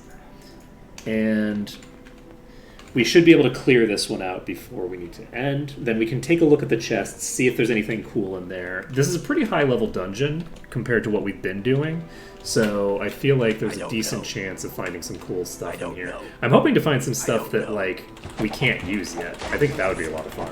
And that was damage that was not tied to us killing that thing, by the way. I was like, that thing was way too high in HP for us to actually have killed it there, right? And I'm right, it just was... It was just damage. So hopefully... I don't know.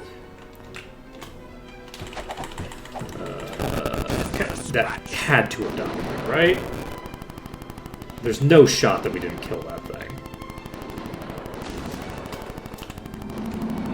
No shot that thing's still alive. I'm pretty sure it's still alive. Alright, sorry, I'm pretty sure I did kill it. Let's see here. Do we... no, actually. We wait for this to tap out. We do this, that gives us a little bit of extra. We're not going to be able to do it again because everybody's too high now, so now we do this. Alright. So, we definitely got something killed, so hopefully we got the big one dead. And... honestly, it's kind of hard to tell, but yes, we got the big one down. So with the big one down, we now have half as much big energy coming out at us. I'm going to try just chilling here for a little bit. And I think now is the time to get the fuck out of Dodge. And hopefully... It's going to be really funny if I get like one of these very close calls and then I die to a rock blast coming from this side on the way out. I'm expecting it to happen eventually. Let me just save this. And we can hopefully... yeah, we have 5 minutes left. We should be fine to do this. Hopefully we can get this one down. And then... I don't know. we can finish up the rest of the... we can finish up the rest of the dungeon tomorrow. It shouldn't take too long tomorrow to finish up the dungeon. I'd like to do some inventory management before we end, so I'm going to look at my inventory once we've cleared this pack out, regardless of whether we go past 1. I'm actually going to basically walk out of the dungeon and just like look at my inventory, make sure that we've got... make sure that we don't have any cool legendaries that we've already picked up.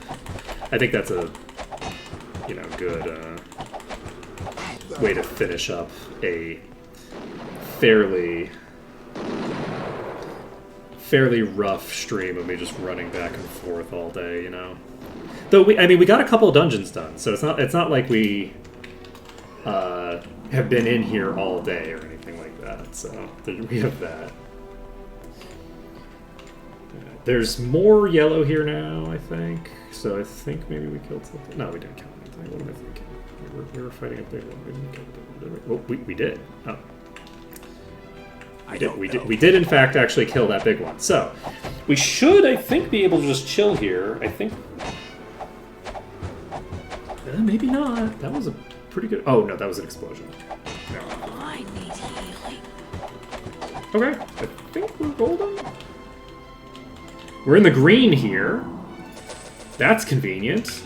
Okay, so we can invis up because we're going to be running past those other ones. We can save the game under dungeon. And now we have 3 minutes that we can just tinker with our inventory, do some inventory management, all that jazz. Should be a good time. So we've picked up quite a few items while we were here. We have a chest here. This is nice. This is a primordial war trident of darkness. Let's leave it behind. That's a really good item. I'm really glad that we have that. That'll be really great for our ranger who's going to be using spears. This will do. And it's great. It's an darkness weapon. It's a darkness weapon of a type that we need. Id.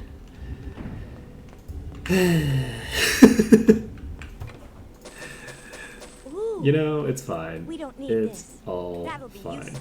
We don't need this. Let's leave it behind. This is nice. Okay. Ooh. So, sometimes life is sad, you know? Okay, so we have cleared out these chests. Let's take a look at this. This is fine, or whatever. We have another spear. Just miss me with all these fucking spears. We got this, we got this. Anything here? Deadly Swarm, you can probably learn that. And anything else that we have left? No, that's actually all the inventory stuff that we needed to look at. This is so funny. It's so funny that we got another darkness spear. Do we have a running tally? Someone's got to be keeping a running tally, right? Nobody's keeping a running tally. I don't have enough viewers that anybody's going to be doing that. God, imagine just. I've never seen one before. Wait, you are top tier, right? So there's 2 top tiers in this room. I have 1 minute before the end of stream. We are going to clear out this room or die. One of the two. One of the two. This is actually not a very easy place to get in and out of, actually. So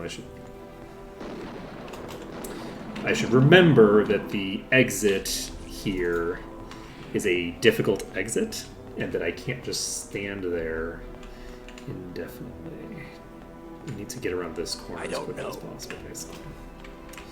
Okay.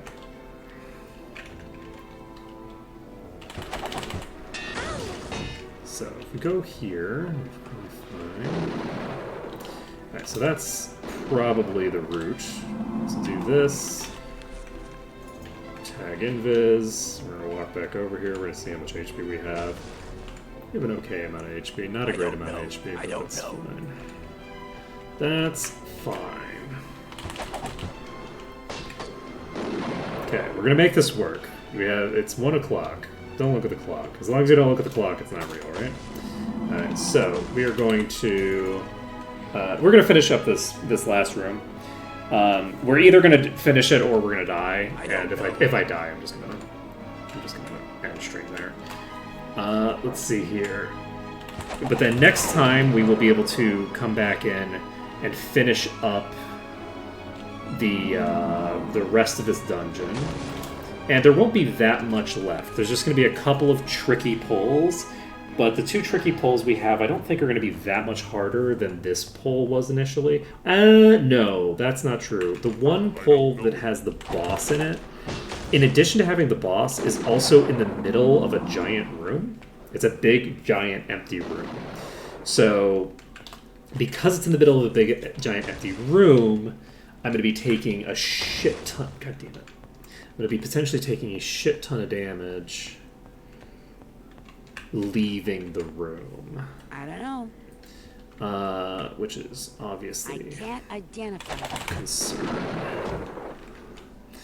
Obviously, that is a concern for me. Let's do this. Okay. Let's not run into this projectile. This time. We've got you doing your thing. Okay. Scratch. Walk right on by. Cortal is the most injured friend. Pop back over here. Get the invis up. What are we doing? It's 1 p.m. Yeah, we're definitely going to have a death save. So. 'Tis but a scratch. Woo. Oh. After you. Do you? Chivalry.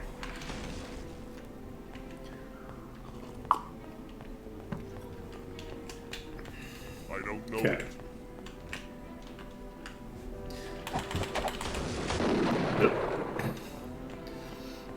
Explosions. Okay.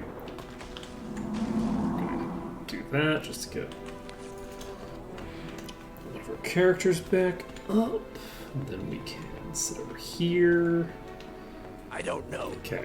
We have a boulder. What time is it? It's 103. I don't know. Yeah, we might actually just do the one boulder. We might not do the whole pack, because clearing this whole pack is actually going to take another 10 minutes, probably. Actually, once we've got the first boulder cleared, we're actually most of the way done, right? Like, I think, like, literally, I think that the first boulder clear is the bulk of the time spent. So, if it's the bulk of the time spent, then it'll probably, we can probably finish I've by never seen 110. one before. I'm going to do a hard out at 110. I've never seen one. I could go all the way to 2 if I felt like I was actually going to be able to finish this dungeon, but there's no shot that I'm finishing the dungeon by 2. So, I'm definitely doing a hard out by then. So, I'm going to clear out this one, and then once we've cleared this... I don't know. It's like, ooh, looking at gear will be a good way to end the stream. And then I'm like, okay, well, I've looked at gear, and now I'm not going to end stream. Okay, so we are slightly wounded here. A little bit.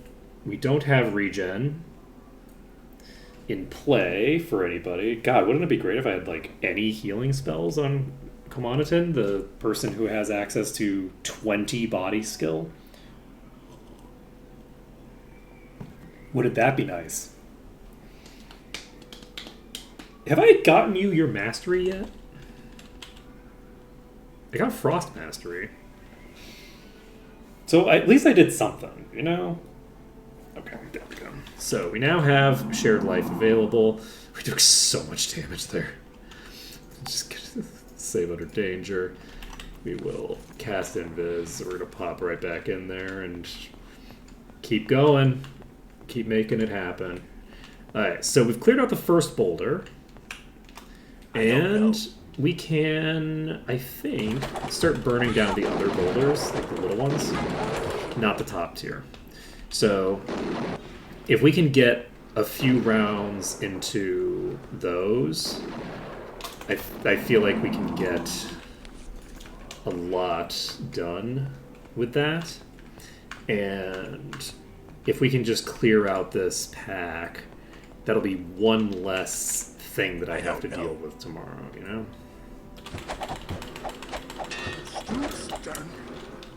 But the wasps are being cleared. We are clearing the wasp dungeon of this run. It is happening. It's just going to take a couple of streams to do it. But once this is cleared, we'll be, I think, pretty much in the clear for a while. We have a couple of really hard dungeons to do for the Thinger place. The desert. There's a couple of hard dungeons to do in the desert, but the first dungeon that we're going to be doing is the one that we get a quest completion from. So the first dungeon that we're doing is going to be I've never seen one before. fairly easy. Like, I don't think that the gods are so crazy that I'm going to really struggle with them. Actually, do we even need to do that first? Or is there a quest in the Cyclops dungeon? I think this quest in the Cyclops dungeon might turn it in Shadowspire. So, we're not there yet. I don't know. So, I think we can do the God one. The Cyclops one would be pretty hard, probably, but not that crazy.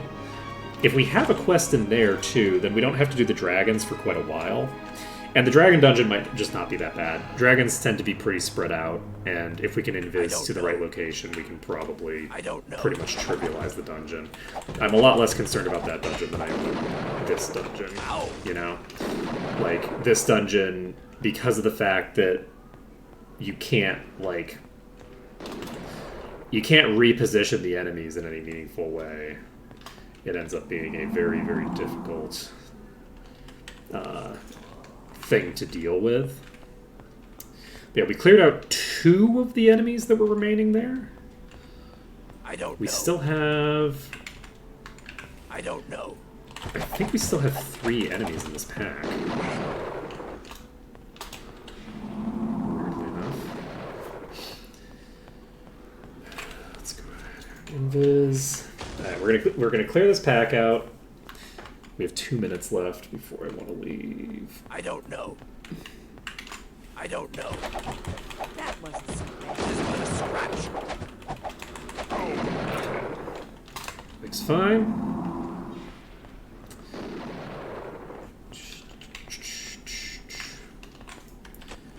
Right. Pop this. We're gonna pop back over here. I don't know. Oh, did we clear that? Okay. I don't know. I didn't notice that we had cleared that one.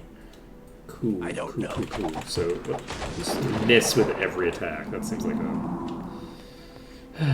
a great way to spend our time. Our limited time on this earth being spent with misses. Truly tragic. Truly tragic. I don't know it. So you are moderately wounded. Okay, we got another one down. Was that a baby? That might have been a bottom tier. I thought it was a mid tier based off of its size, but then I also am realizing that I think there was a slightly bigger one behind it. I don't this know. one. And that's not the biggest one. That's not the same size as the one behind it, so... I don't know. Okay, so we should be able to clear this one out. And then once that one's down, I think we're down to basically just the top tier. So we can just clear out the top tier at our leisure. Okay, what do we think? Was I right in my statement that the majority of the time was just getting the first one down? I think it's roughly equal. We might take a little bit more time with the full pack than we did with just the one. Though we might have been able to get the time efficiency a little higher if we had, well, maybe not, because this is pretty efficient actually right now. We got like the bulk of its HP bar in one round. Negative 4,000. Ooh. You know, I say that it's efficient, and then they're making a liar out of me. So what do I do now? I kind of just have to wait on this, unfortunately. We might eventually... we might switch to regen being cast with Commonoton. Eventually. If we cast regen with Commonoton, then Commonoton can maintain the regen for the party.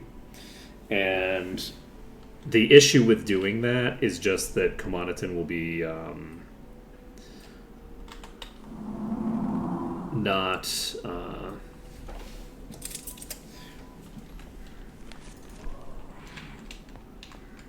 Commonoton has to maintain that along with other buffs. But I don't know it. And Komandan also has more skills, I don't know it. so might have less total body skill. Got it. I don't think the mastery difference will matter. So I don't think it matters that Kortal is going to be a Grandmaster, because I don't think that impacts the buffs anymore.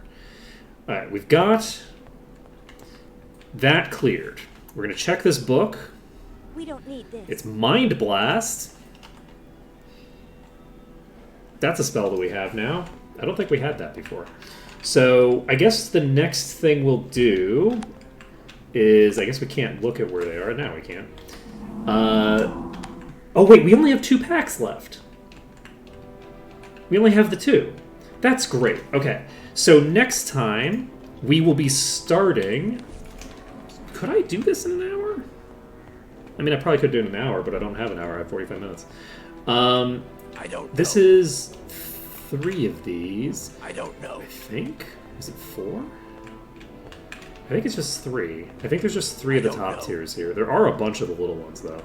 I don't know. But this is not that crazy to deal with. So I think maybe we get this done in an hour next time. And then we can get the chest down here. We can finish this dungeon up. And then we'll have this dungeon done, and we never have to come in here again. I mean, until the next time we play the game, and then we have to do it again. But I just made a save in the middle there, right? I better have just made a save in the middle there. Doesn't matter. I'm pretty sure I saved. So that is going to be it for today. So thank you everyone for watching. It's been an absolute pleasure to stream for you today. If you're enjoying the boulder fights, I'm actually enjoying the boulder fights, so I'm happy that you're also enjoying them if you're enjoying them. If you're not enjoying them and you find it dull for me to just walk back and forth 6 million times for these boulders, then I do apologize. We'll be done with them soon, and then we can move on to me sitting in a corner. I don't know. I think the next few dungeons we will probably be able to make some pretty good progress for a while. And then we'll get stonewalled by something again, and it's going to be great. So that's it for today. Later, folks.